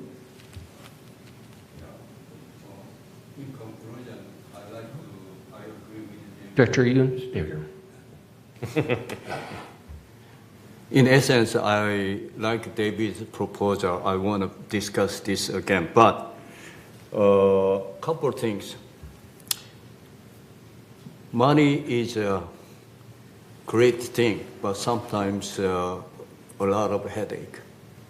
So residents or members entrusting us to use their money correctly and not wasted all that. Okay. So in that sense, if we go nitty-gritty, it's going to take more time and all that, and the efficiency is going to go down. You, as a BMS, we like to see the speeding efficiency increased. But money, we have to be careful how to use it, okay? And so transparency and all that, we have to make sure everything is clear. Okay, there's no black hand coming in at some point. Of course. We like to cut off or never come in at all. Okay, but when I look at the proposal, look at the number 8. BMS department head making decision at 100 grand or whatever, and you have many conditions in it. But we don't have, as a member or as a board, we don't have any control over department head. They are hired by BMS. They are not listening to us. They don't have no right, no obligation to listen to us. We don't have any control. I don't like to see which we don't have any control. That means a resident or member doesn't have any control at all, and they are using our money. They need to be changed. At least if they do, then let's say CEO have to co-sign it or have to be responsible. At least the CEO, we have some control over. But department head, we don't have any control whatsoever. I don't want them use my money, period. So just as a clarification, and I respect that comment entirely, but you do have control because you as a board approve a budget for us to work within. So you set the guardrails for us to operate within, and we execute as appropriate, right? So if you say that landscape, for instance, is going to be authorized to spend $100,000, $500,000, whatever that means, we execute upon that. So we don't arbitrarily spend $6 million, right? No, we stick within the guardrails that you have set for us, right? And of course, we have an obligation to the corporation to act on your behalf. So we're going to look for the best price. We're going to monitor the progress of the projects and make certain we're professionals. We want the best for the company, right? Yeah. Yeah. Go ahead. Okay.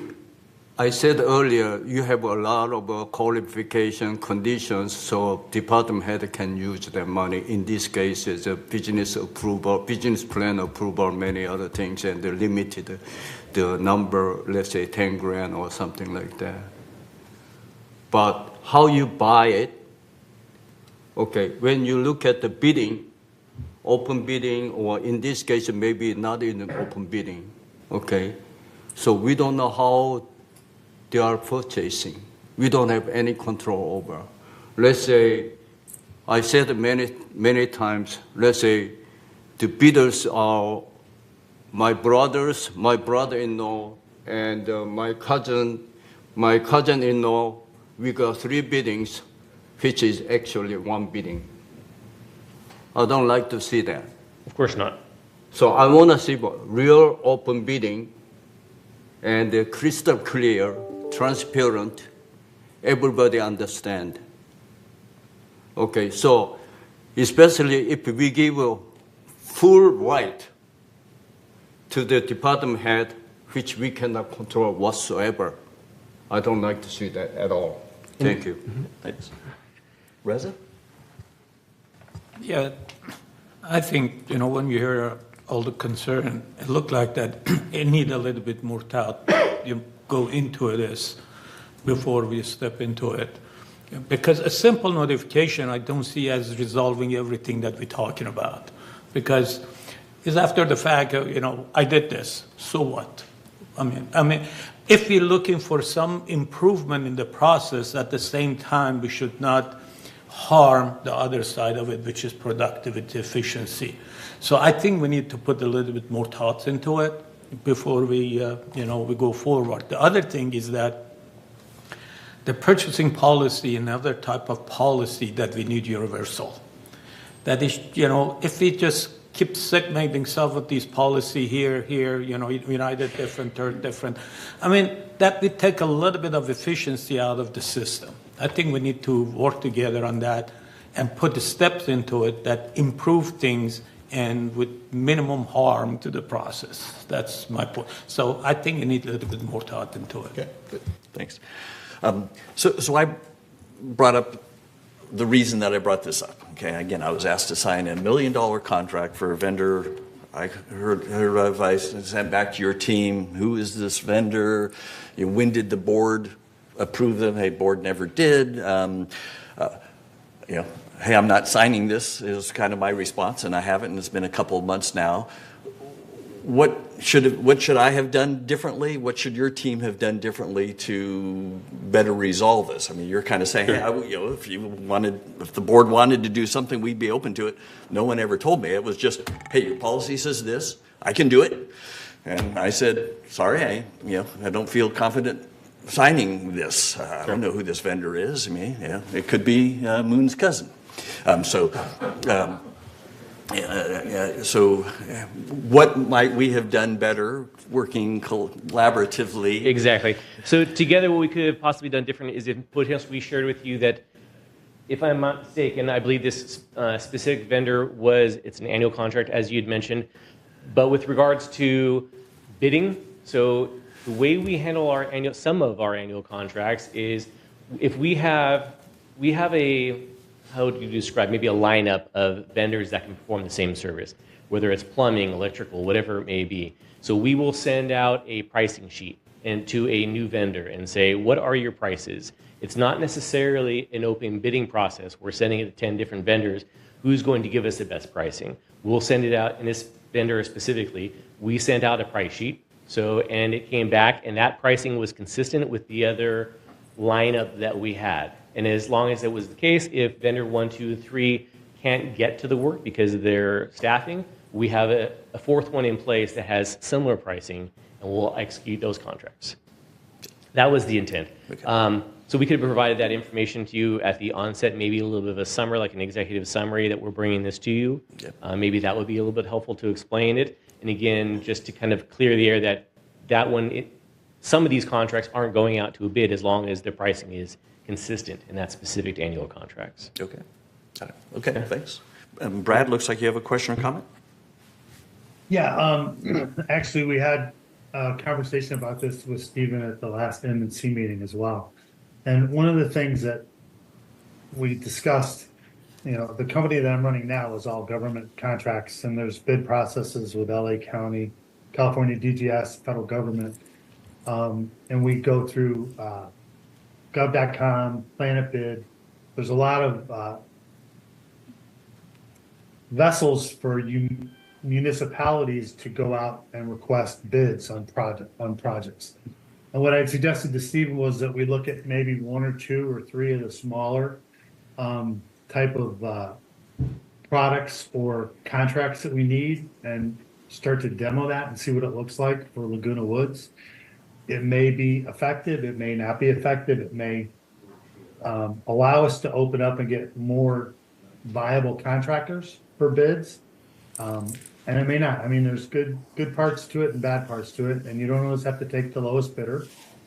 You can certainly take, the one that is the lowest, most qualified bidder.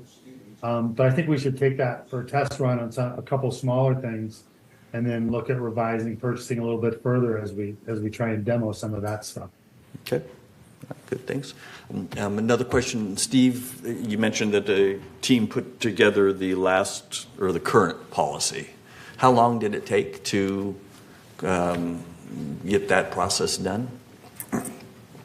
I want to say 3 months. Okay. So it could have gone faster, but it hadn't been reviewed since 2017. Okay. And the meetings, I want to say we held numerous meetings, and it was a lot of fine tuning, right? So an individual who brought forth a lot of suggestions, he made it known that, hey, this is my list of 30 suggestions, you can take it or leave it. But we went through every single one of them, right, at each instance. And it was always just fine tuning. Yeah. So it may have taken a little longer than necessary, but again, there wasn't really an urgent need to push through it. So we accommodated all those requests. Okay. So if you were to say today that we would like to have a new policy in place by, say, September, all 3 boards would probably vote to bring a new task force together, because based upon my understanding is as soon as it completed its last task, that committee was dissolved. So I believe either GRF or all 3 boards would vote to bring it back, and then we'd set a timeline to have it completed. Okay, great, thanks. Any other questions, comments? All right, so we have a motion on the table, which is to vote to approve these changes. Any revision to that motion, Ira?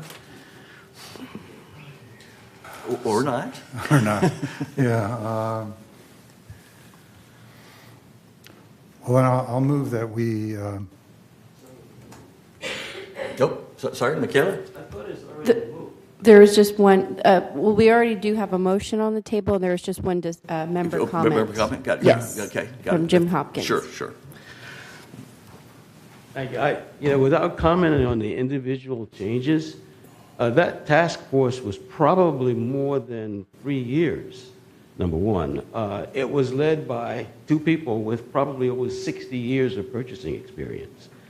And the outcome was, again, all 2 mutuals, as well as GRF said, this is I think third was odd man out at that time for minor reasons. But everybody said it's a great policy. It doesn't mean it's perfect. So what I would suggest as a matter of process and procedure is for your finance representative on GRF, bring these changes forward, okay, so that they can be discussed in the impact on all 3 agencies or corporations, as opposed to trying to parcel out, I'll call it a centralized policy. Okay, I can see policy differences when it comes to, say, approval levels, or authorization levels, etc. But when it comes to policy, just like a purchasing policy, just like accounting policy, you don't want accrual accounting over here and cash accounting over here between an organization that shares the accounting department. So I would suggest, without going into the details of the changes, which a couple of them seem very good, by the way, but for me, from my perspective, but I would not go through trying to change it at this level. Okay. Moon had another comment? Yeah. To the answering or comment to Jim's comment. Okay. This is United and Third Mutual has a direct connection to the members. So we got a lot of, I don't know, at least I am getting a lot of pressure from the members. They send me email and give me help, and some people are saying, take your picture down. Okay, so many things I'm getting. But fortunately, GRF does not have that kind of pressure. Okay, and thanks God, okay, in a way. So what I'm saying is,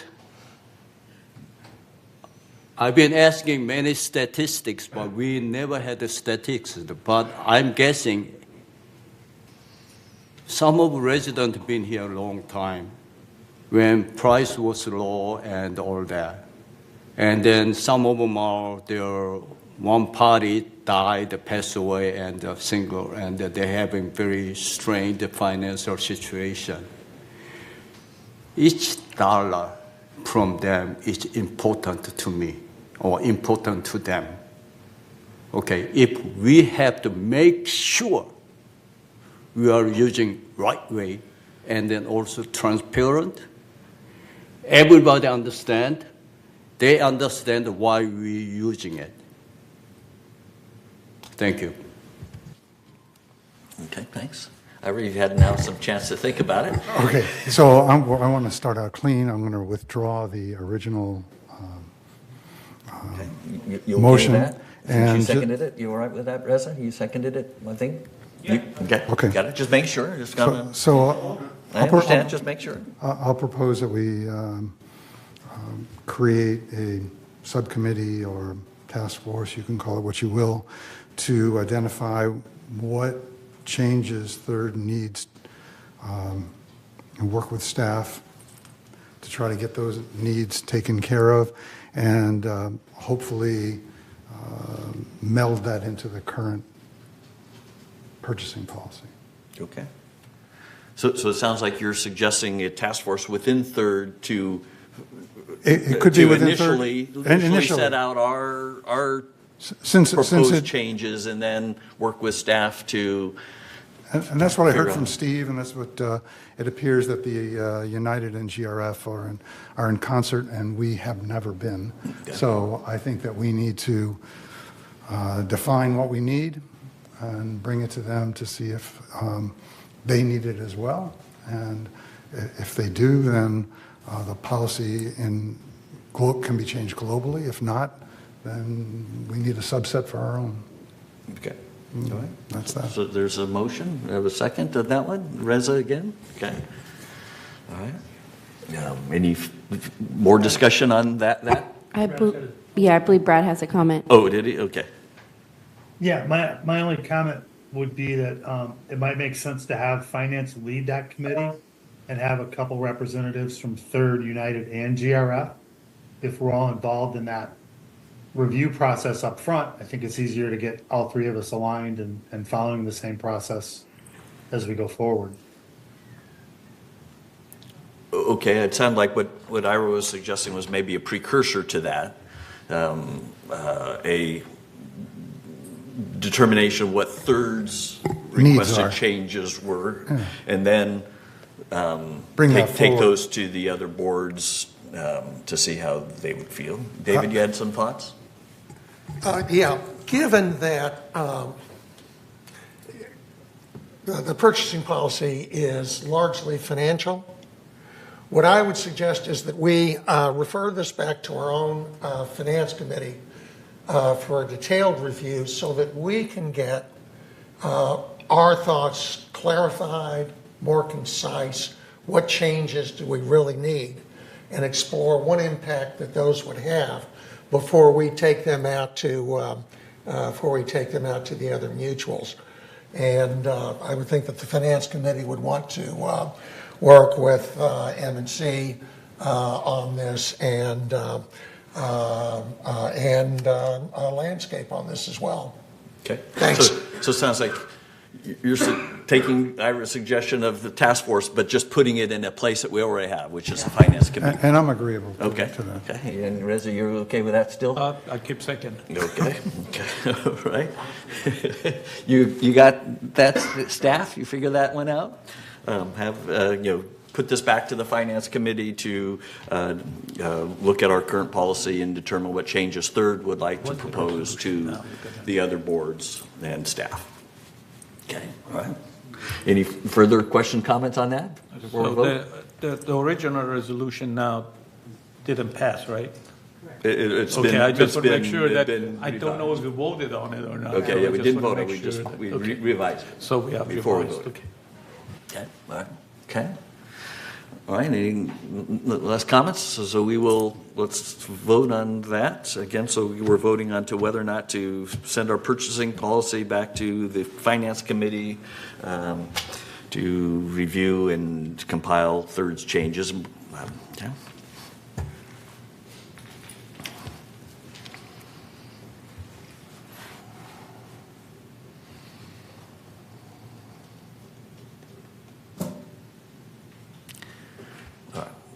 So it's passed, but now we're just getting the other numbers. So thank you, Steve. For, SK and Brad, can I get your votes? Brad votes yes. Thank you. Did somebody leave? And I just need SK's vote and Moon's vote. Moon, did you vote?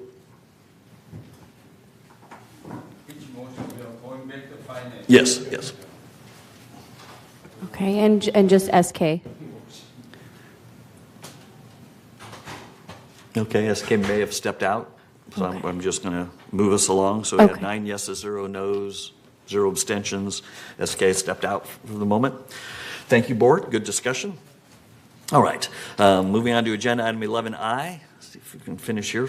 Got a few more things. It's for the board to entertain a motion to approve the Executive Hearings Committee charter. This updated charter has been recommended by the Resident Policy and Compliance Committee. The charter is being updated to include the addition of member-requested hearings as a simpler alternative to internal dispute resolutions, or IDRs, although IDRs are still fine if requested. And today we'll be voting as to whether or not to accept these changes to the charter. Can I get a motion to approve the updated charter before we discuss it further? David moves. Chris seconds. Sorry, I wasn't sure if your hand was up to write your a name down or not. All right. David approved. Chris seconds. Any discussion on the updated charter? Yes, Reza? Yeah, I just want to know what the, full autonomy. Can somebody explain that to me? That what it means, full autonomy? Because now we're adding that kind of. Should already been. Yeah, but fair enough. part 5. I mean, we go to number 5. Yes, that's fine. It just means that the committee can make the decision.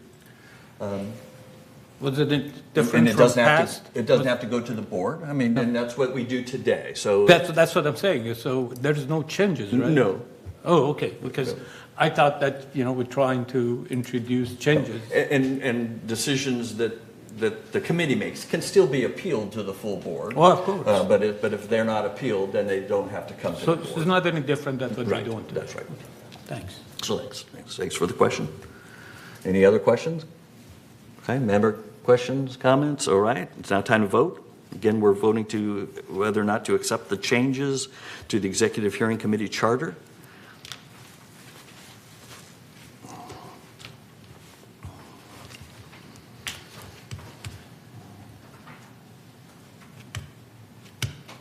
Didn't sleep well, Jim?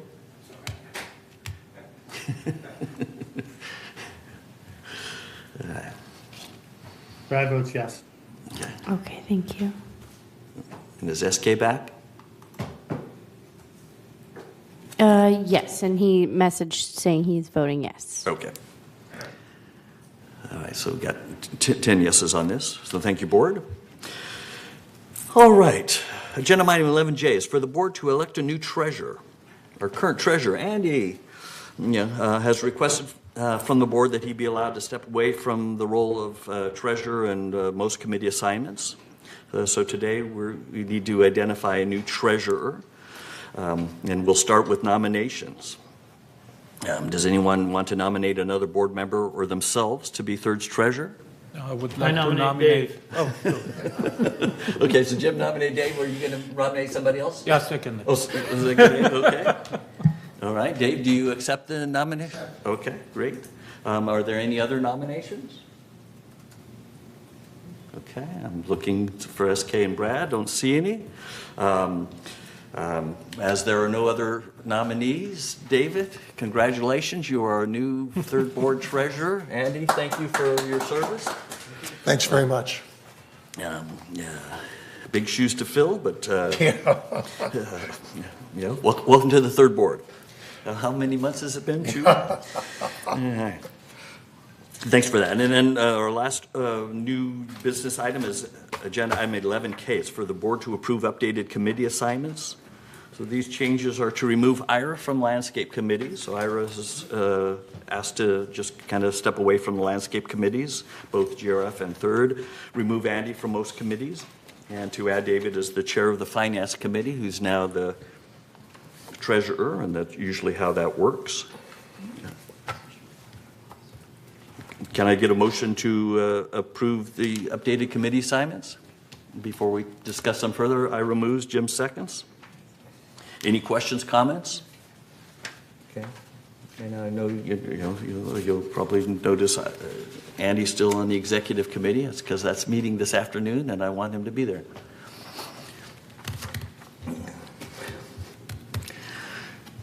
Just a question for admin purposes. Do we need to go back and reappoint the... Make a motion on that resolution? Right. Okay. Sure. I'm going to then start. Chris, lucky you for bringing it up. Can you please, we're going back to, 11J. I missed a step. It's not just as simple as congratulating David as being our new treasurer, but we have a resolution that should be read. Oh, I'm sure Paul would be happy to read it. No, just kidding. Okay, Resolution 03-24-XX, resolved on June 18th, 2024, pursuant to 3rd Laguna Hills Mutual Bylaws, Article 9, which sets guidelines, excuse me, terms and responsibilities for the election of officers to this corporation. The following persons are hereby elected to the office indicated next to their names to serve. Mark Laws, President. Jim Cook, First Vice President. S.K. Park, Second Vice President. And Chris Prince, Secretary. David Veneman, Treasurer. Resolve further that the following staff person is hereby appointed as ex officio officer of this corporation: Shaban Foster, Vice President ex officio; Carlos Rojas, Assistant Secretary ex officio; Steve Hormuth, Assistant Treasurer ex officio. Resolve further that Resolution 03-22-117, adopted October 5th, 2023, is hereby superseded and canceled. And resolve further that the officers and agents of this corporation are directed on behalf of the corporation to carry out this resolution. Thanks, Chris. Can I get a motion to approve that resolution as read? Ira moves, Moon seconds. Thanks. Any further discussion on that? Okay. All right. I guess we'll now then vote on that resolution. Thanks, Paul and Chris, for pointing out my mistake.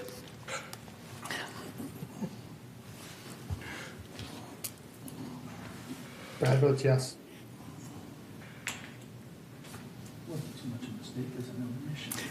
Omission. Okay. And Thank SK, can I get your vote?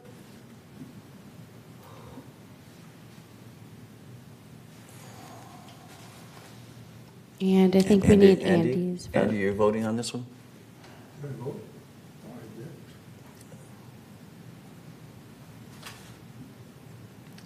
So you can just tell whether you're yes or no. You can give a thumbs up. Thumbs up. Doesn't work? Okay, perfect. Thank you. Okay, all right. So SK stepped away again. 9 yeses, 0 noes, 0 abstentions. Okay, all right. Oh, I think SK is giving a thumbs up. Okay. Yep, perfect. Good, great, Tim. Okay. Okay, I think I'm back to 11K. I can tell my board is getting hungry. We still got committee updates to present. I think we've already had a motion to update the committee assignments. Any discussion on the committee assignments? Okay, member comments? Okay, can we vote on whether or not to approve the updated committee assignments? Brad votes yes. Thanks, Brad.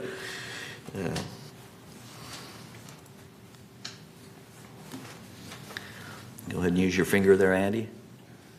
Okay, SK is giving me a thumbs up Okay. for this. Okay. Perfect. And this passed 10-0-0. Thanks, you, board. All right, that completes our new business for today. A lot of stuff, but thanks again, board, for helping us get through it fairly quickly. Now we're going to move on to agenda item 12, which is where members of this board share our monthly committee status updates. Starting with our report of the Finance Committee. Andy, I believe you've agreed to do this one last time. Okay. Thank you. Give a go at it. We've got some slides to go along with this. Okay. The first slide talks about the 4-month period ending April 30th. And total revenue for third was approximately $15.8 million against expenses of $13.3 million, resulting in a net revenue of $2.4 million. It looks really good, but like a lot of things, it's not going to last. So the way the budget is set up,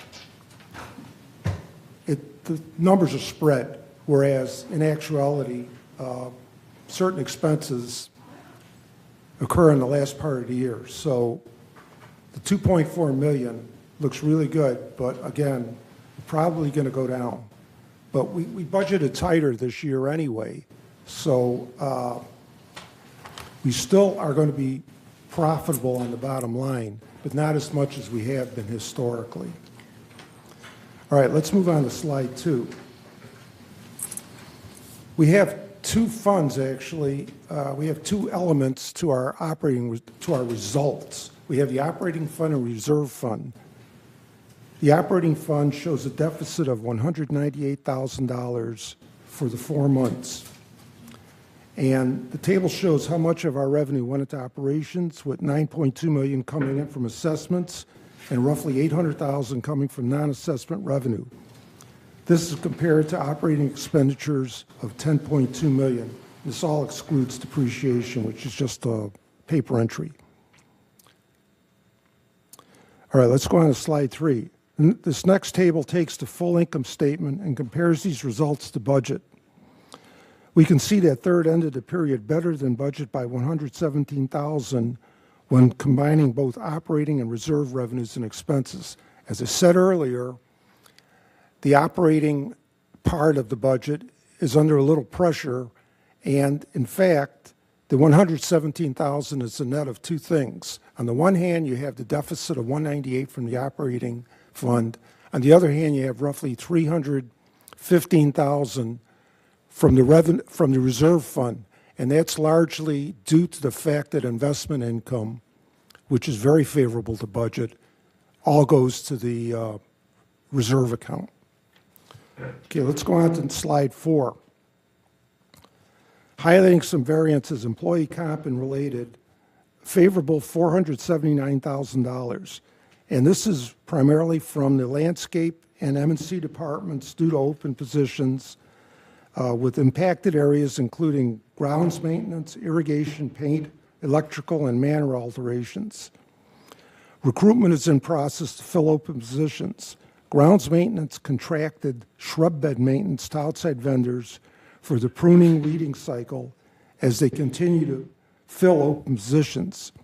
I just want to state here that if we don't have the employee on board and you want a service delivered, then you have to go to outside services or just not deliver.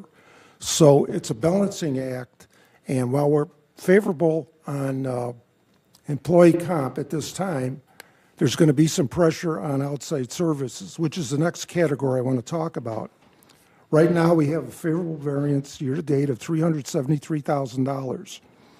And like I said earlier, the way the budget's set up, it's kind of spread out, but in fact, the budget is heavy towards the end of the year. So the prior to paint, landscaping, water lines, copper pipe remediation, and tree landscaping began in June. Water lines copper began in May, and tree maintenance is in progress. The staff is awaiting invoices. So that $373,000 number is illusory. In fact, it's much less, and we have to be very diligent in watching where the outside services are going. Not to say that it's not justified, but it will put pressure on the budget because typically you pay more for outside services than having it done internally, typically. Next, we go on to investment income, which is favorable at $274,000. This has resulted from Treasury bills yielding a higher return than anticipated. The budget had 2.5%, which compared to the prior year budget was 1%, so we stressed the budget more in expectation of higher rates, and we're getting them. We're getting substantially over 5%, which is great, and the Fed just announced they weren't going to touch rates, and that's good news because it looks like they won't touch rates for the end of the year, at least through the election. So we expect that favorable variance to grow, and we're going to need it. Fees and charges to residents are unfavorable by $678,000. Now, this unfavorable variance is due to timing of billing requests for backlogged damage restoration cases. Additionally, current year resident maintenance fees relating to damage restoration cases ended the period unfavorable due to less hearings scheduled through April as the backlog hearings take priority. Now, let me explain on that. It's not for desire, it's a scheduling problem. These cases, because of due process, and everybody is entitled to due process, these cases require executive board to hear them. And the executive board, just like anybody else, has things taking their time away. So it's a real balancing act, and they've done the best they can, and things have happened here and there, as they always do. It's expected that the amount of hearings will be increased for the rest of the year, with the result that we'll come back on budget.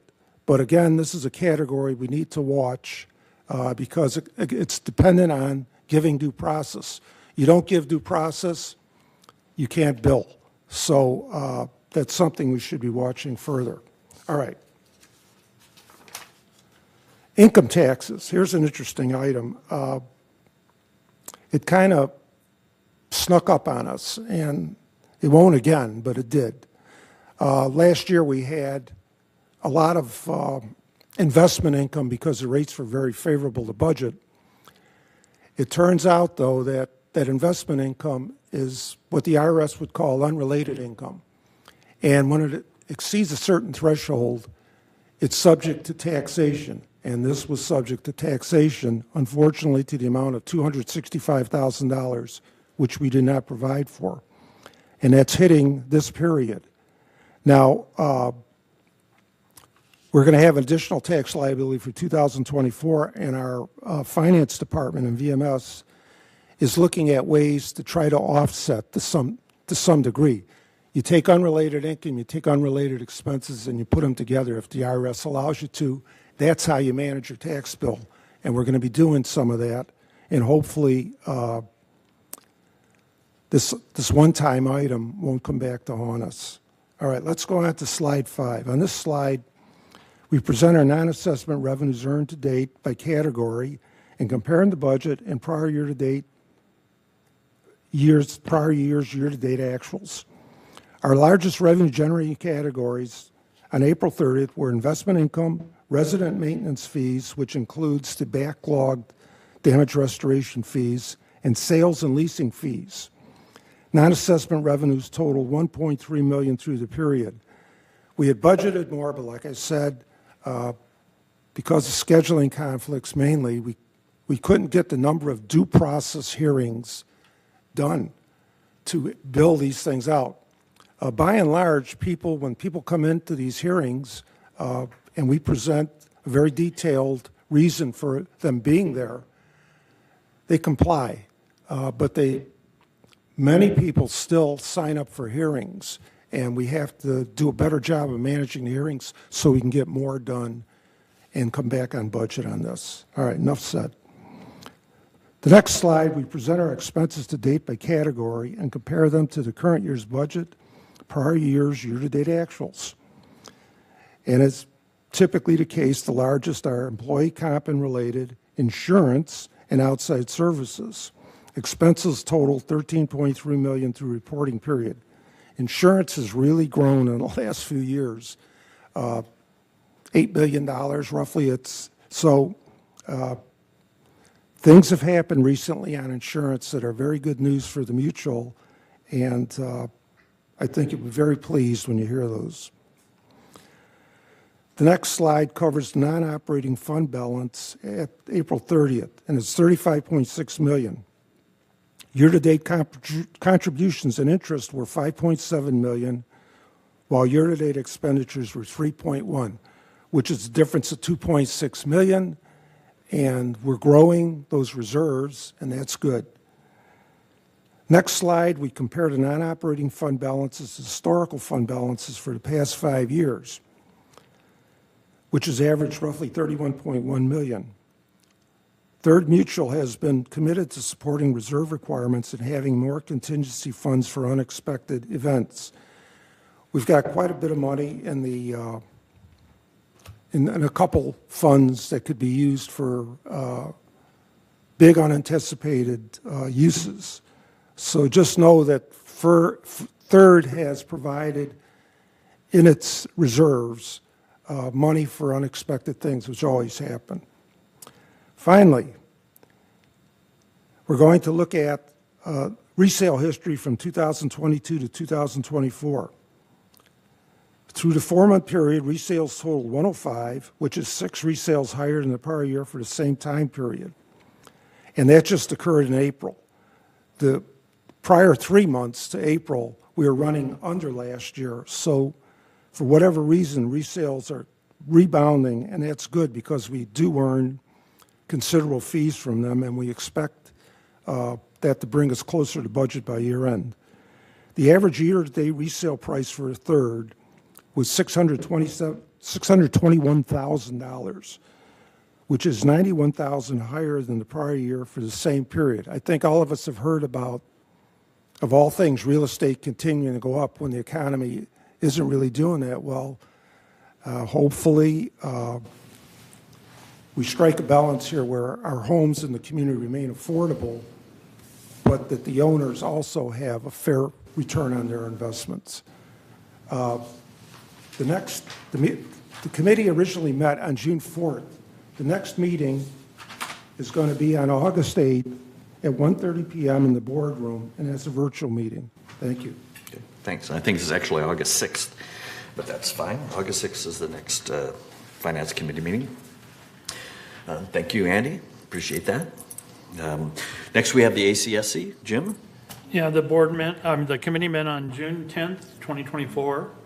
The items that were contained in today's open session, 9D 1 through 3, 11A through C, were what were discussed at that meeting, so no sense in going over it again.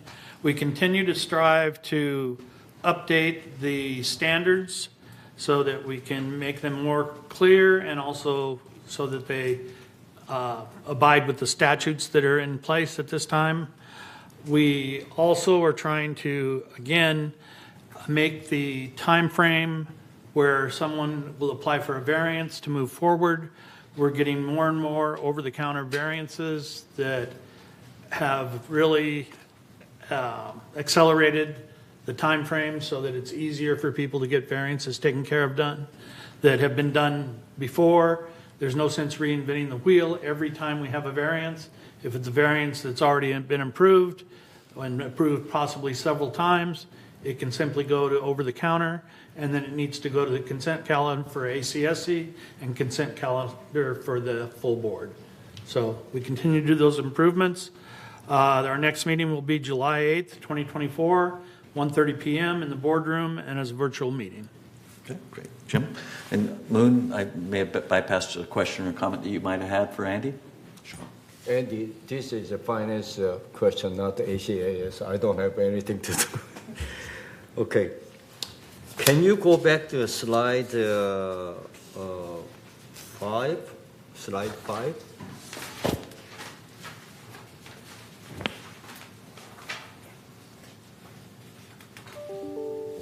Okay. Thank you. Okay, we have, before that, we have income tax about 265K. Right. So when is due to our income tax? Is it April 15 or we have a different due date for income tax? I can't hear you. Oh, okay. Just move a little closer. What I'm saying, regular person like me is about April 15, we have to pay income tax, right? When I have corporation, we have different time. So what is our income tax due for Third Mutual? Okay, here's the thing. The IRS is on a pay-as-you-go basis. And that means for individuals and for corporations that you pay quarterly estimated tax if your liability, when all is said and done, if you owe so much, to avoid a penalty, because in effect, you're using IRS money. They require you to make quarterly payments to keep that balance. When you settle up at year end, they don't want you making a big payment because you had the use of that money all year and the IRS didn't, and they need it. The government needs it. Okay. Well, I know the Okay, ES tax so, we have to pay. we got a over 30% the rate time. here. We have a 30%. But when is the last day we have to finish it? The April 15 or October 10, October 15? It parallels the, April 5th. There's a series April of 15? So this means April this is April. It's just April 30th finance report. So we are not going to have any more except the ES tax. No, first of all, what we're going to do for 2024 is we're going to figure out what our net tax liability is. And Steve Hormuth has told me that we have some offsets potentially, whereas last year we didn't have any offsets. And I don't know why that happened, but it did. It kind of caught a lot of us by surprise. When we looked at the audited financials, there was a $200,000 income tax expense on there and hadn't had one for years. So it was a surprise.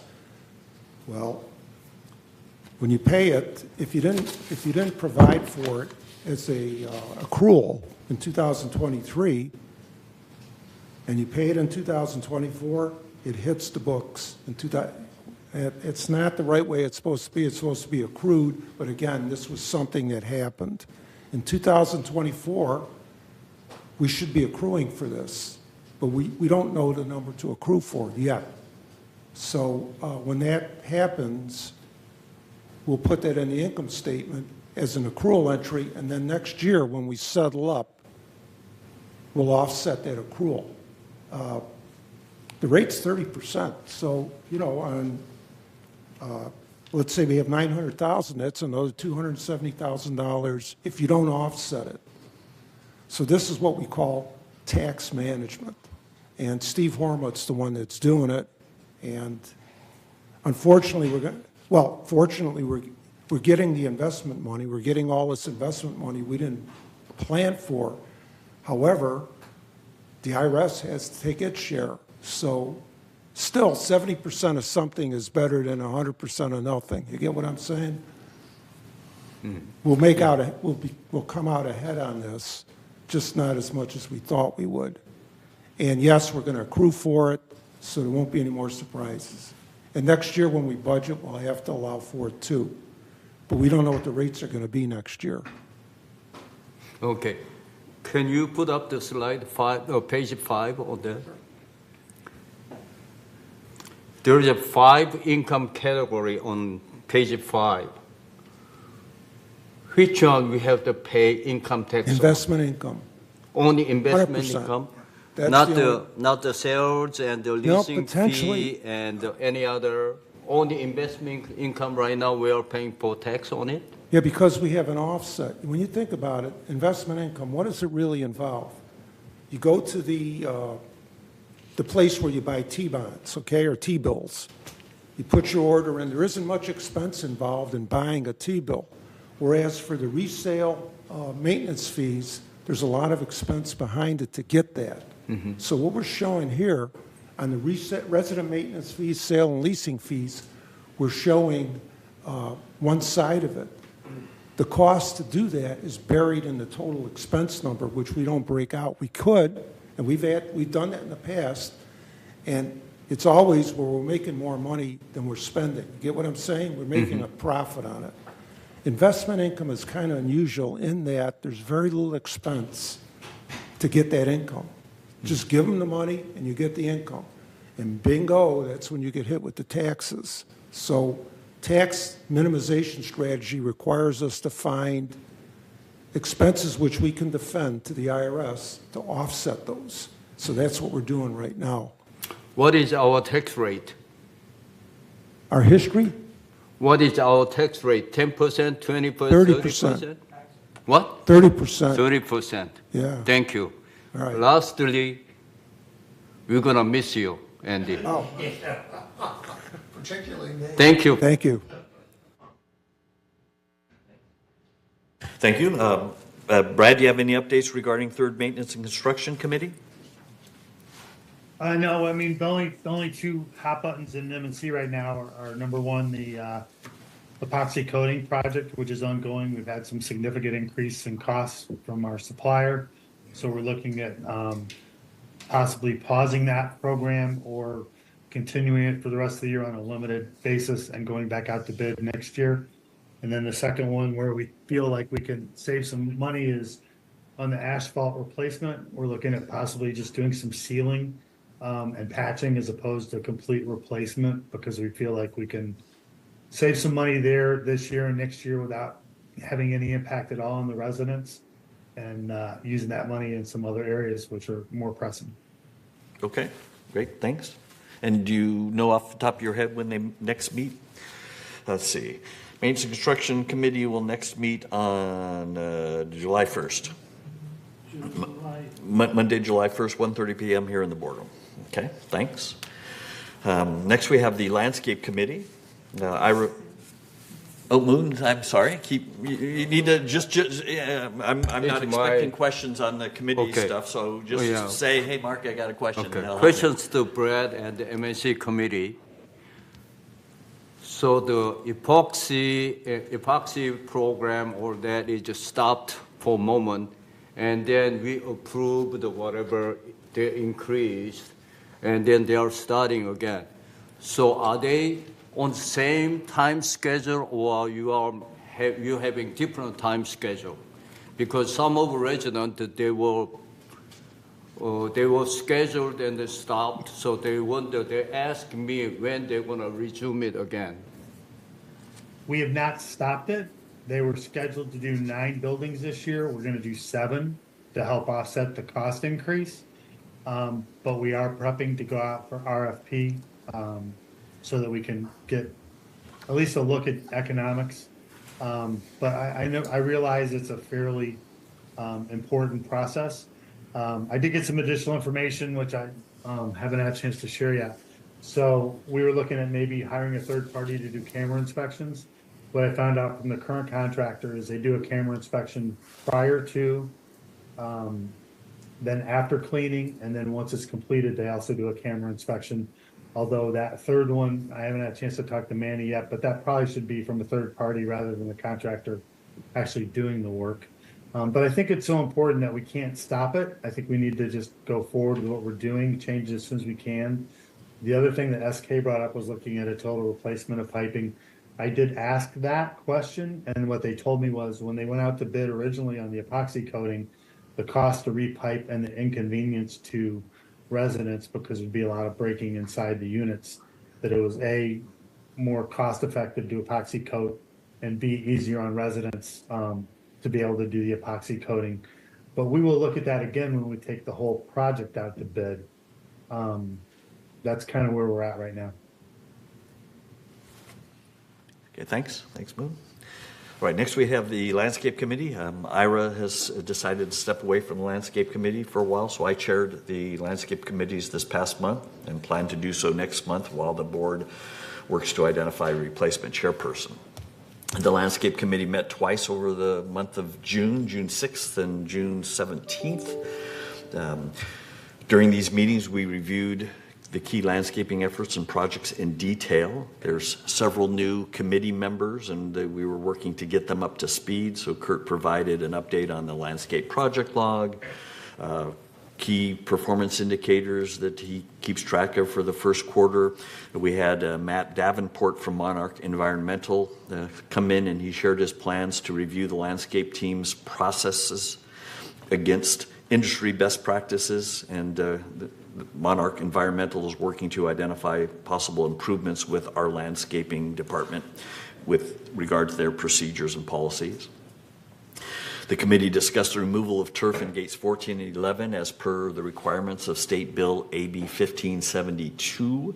We discussed the paint project or renovation effort, prior to paint, some of us call it, which deals with renovating landscaping around buildings that are being painted this year.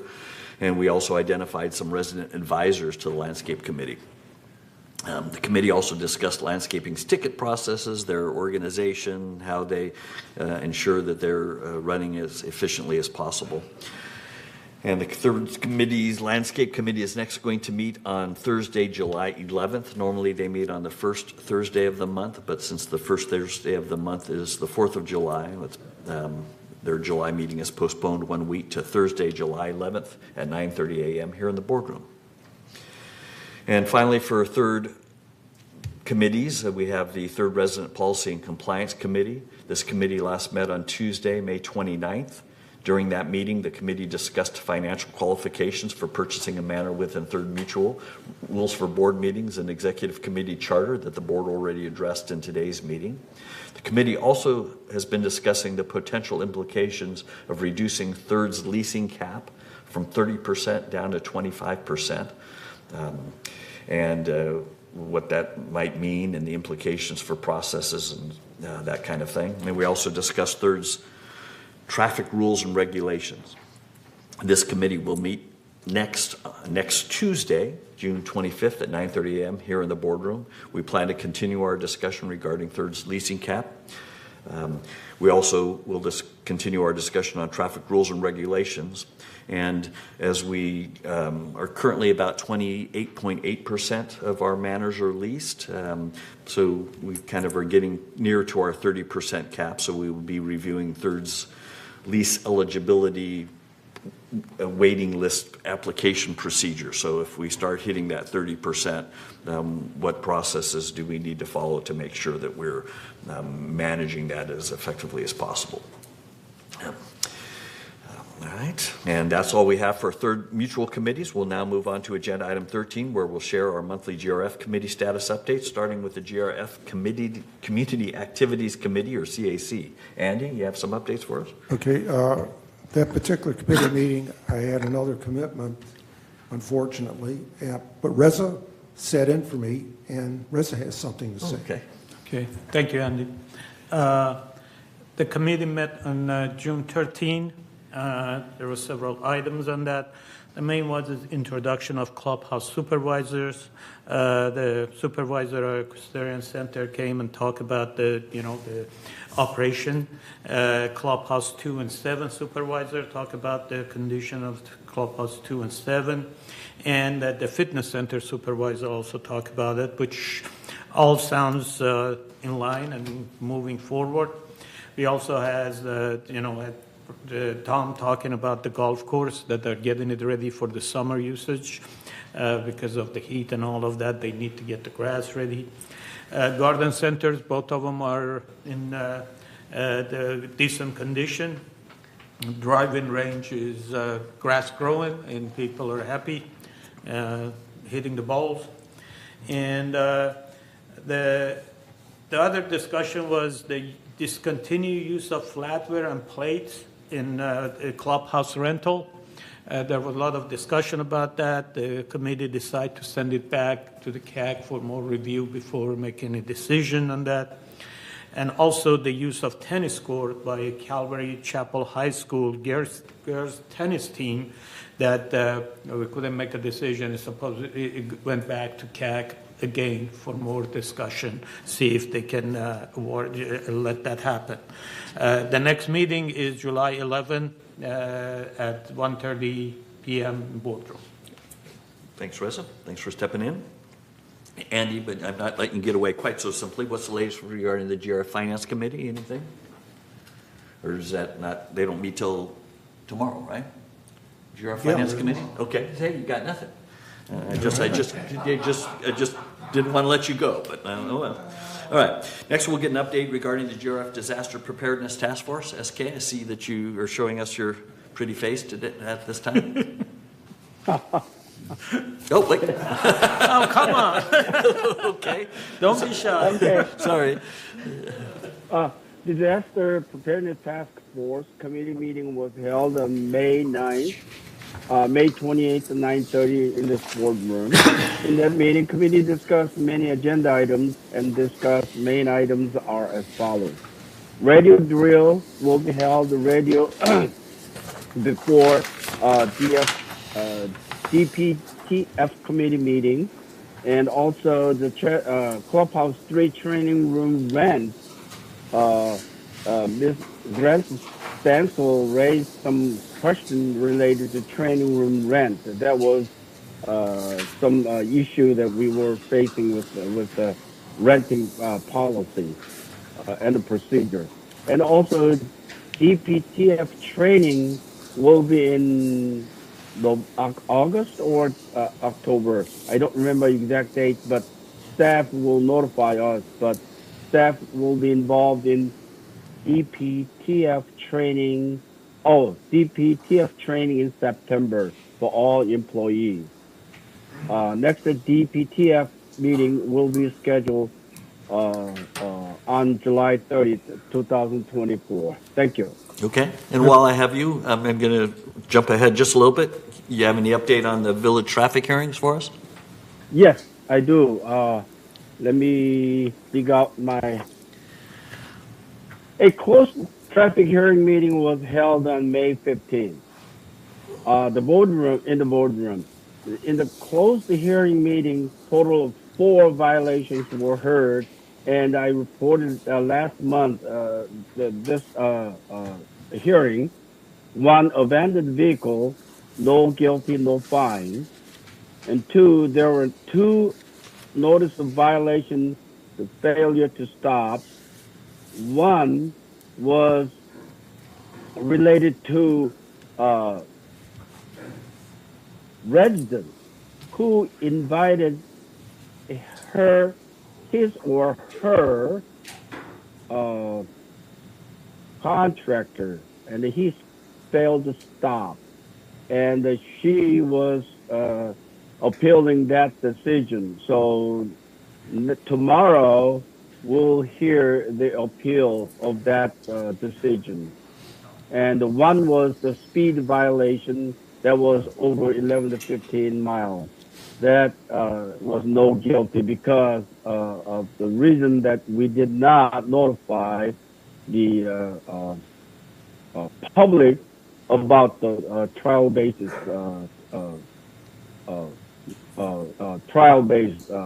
that the VMS board decided to do. However, traffic board will be reviewing the appeal of visitors' failure to stop sign, that we do have enough evidence to show that she is responsible for that guilty and fine. Next, the traffic hearing will be tomorrow, 9 a.m. in the boardroom. Thank you. Okay, thanks, SK. Hope you're feeling better. I am terrible today. Okay. Oh, yeah. Hope you feel better soon. Mark, just quickly. Yes, Andy, you had a question? Yeah, I have a question for SK. SK, Yeah. the Disaster Preparedness Task Force. I heard through one of the clubs that there's a group of retired nurses that are very interested in being involved as volunteers with disaster preparedness. And the feedback that I got, and I don't have any further details, is that these volunteers were told basically, if you want to meet on this, meet on your own, pay for a room, So these bunch of volunteers that are being treated like a regular club, and it seems to me we need to be very supportive of disaster preparedness. Do you know anything about that? This group of No, nurses? it's the first time. I hear from you the first. So please let me. I'll let you know offline. Yes. Okay. All Let right. me have Thank a you. contact person. All right. Thank you. Yeah. Okay. Thank you. Okay. All right. Brad, do you have any updates regarding the GRF Maintenance and Construction Committee? No, I do not. Okay. There was nothing. Thanks. And then I have an update on the Information Technology Advisory Committee. This committee, known as ITAC, is overseeing the development and implementation of the new village-wide computer system, Dynamics 365, which is a Microsoft-based, cloud-based application developed to support large organization, is what is being configured and implemented for VMS and the village. The first phase of Dynamics 365 will focus on our financial and key back-end functions and activities, which include several business processes, such as service to cash, which includes accounts receivable, procure to pay, and purchasing, which includes accounts payable, record to report, which is our general ledger, acquisition to dispose, which is our fixed assets, inventory to delivery, which is our warehousing, project inception to completion, which is project accounting. So a lot of functions are being worked on as part of this initial implementation. Excuse me. The first phase is scheduled to go live within the next quarter. End-to-end user acceptance testing is almost complete to ensure that the system is ready for deployment, and included in our testing plans are efforts to test the data conversion and go live activities so that on the weekend that we do go live, it'll run smoothly as possible. The ITAC, which is a closed committee, is scheduled to next meet on Friday, June 28th. And finally, the following GRF committees have not met since the last third board meeting of May 21st, so there are no updates for these. The GRF Finance Committee last met on April 17th and is scheduled to next meet tomorrow, Wednesday, June 19th at 1:30 p.m. here in the boardroom. The GRF Security and Community Access Committee last met on April 24th, and the next meeting is scheduled for Wednesday, June 26th at 1:30 p.m. here in the boardroom.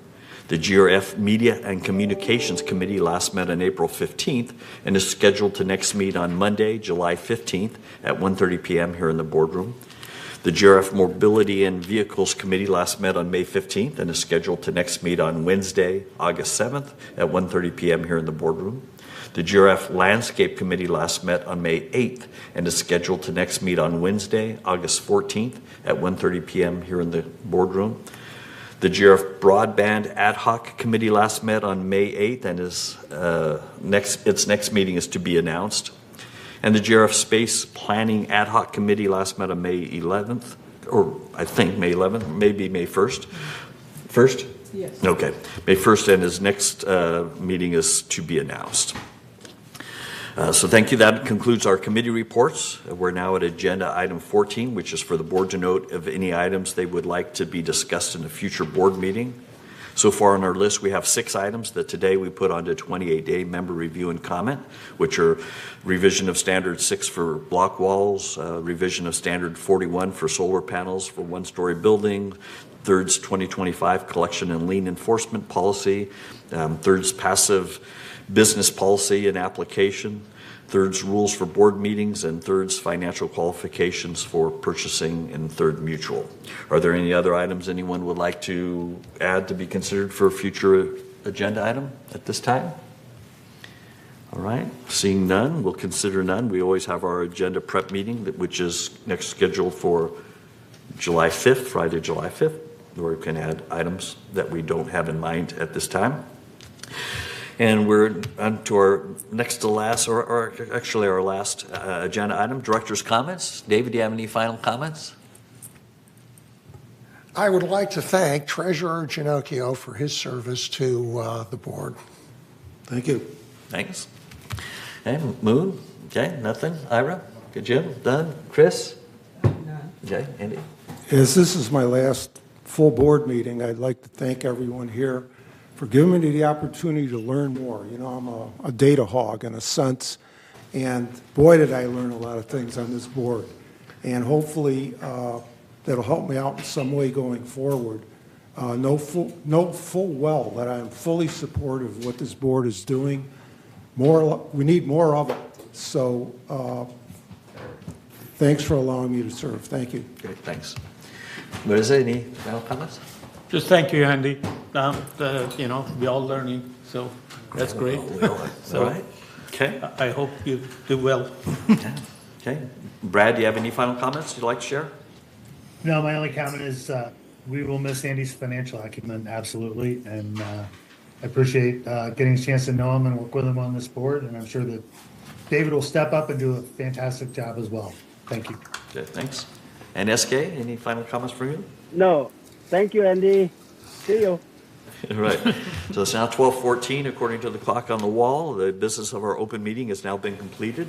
And at this time, the monthly board meeting will recess for 15 minutes. And then the executive committee will reconvene to executive session. Thanks to those of you who participated, and thanks to everyone for listening.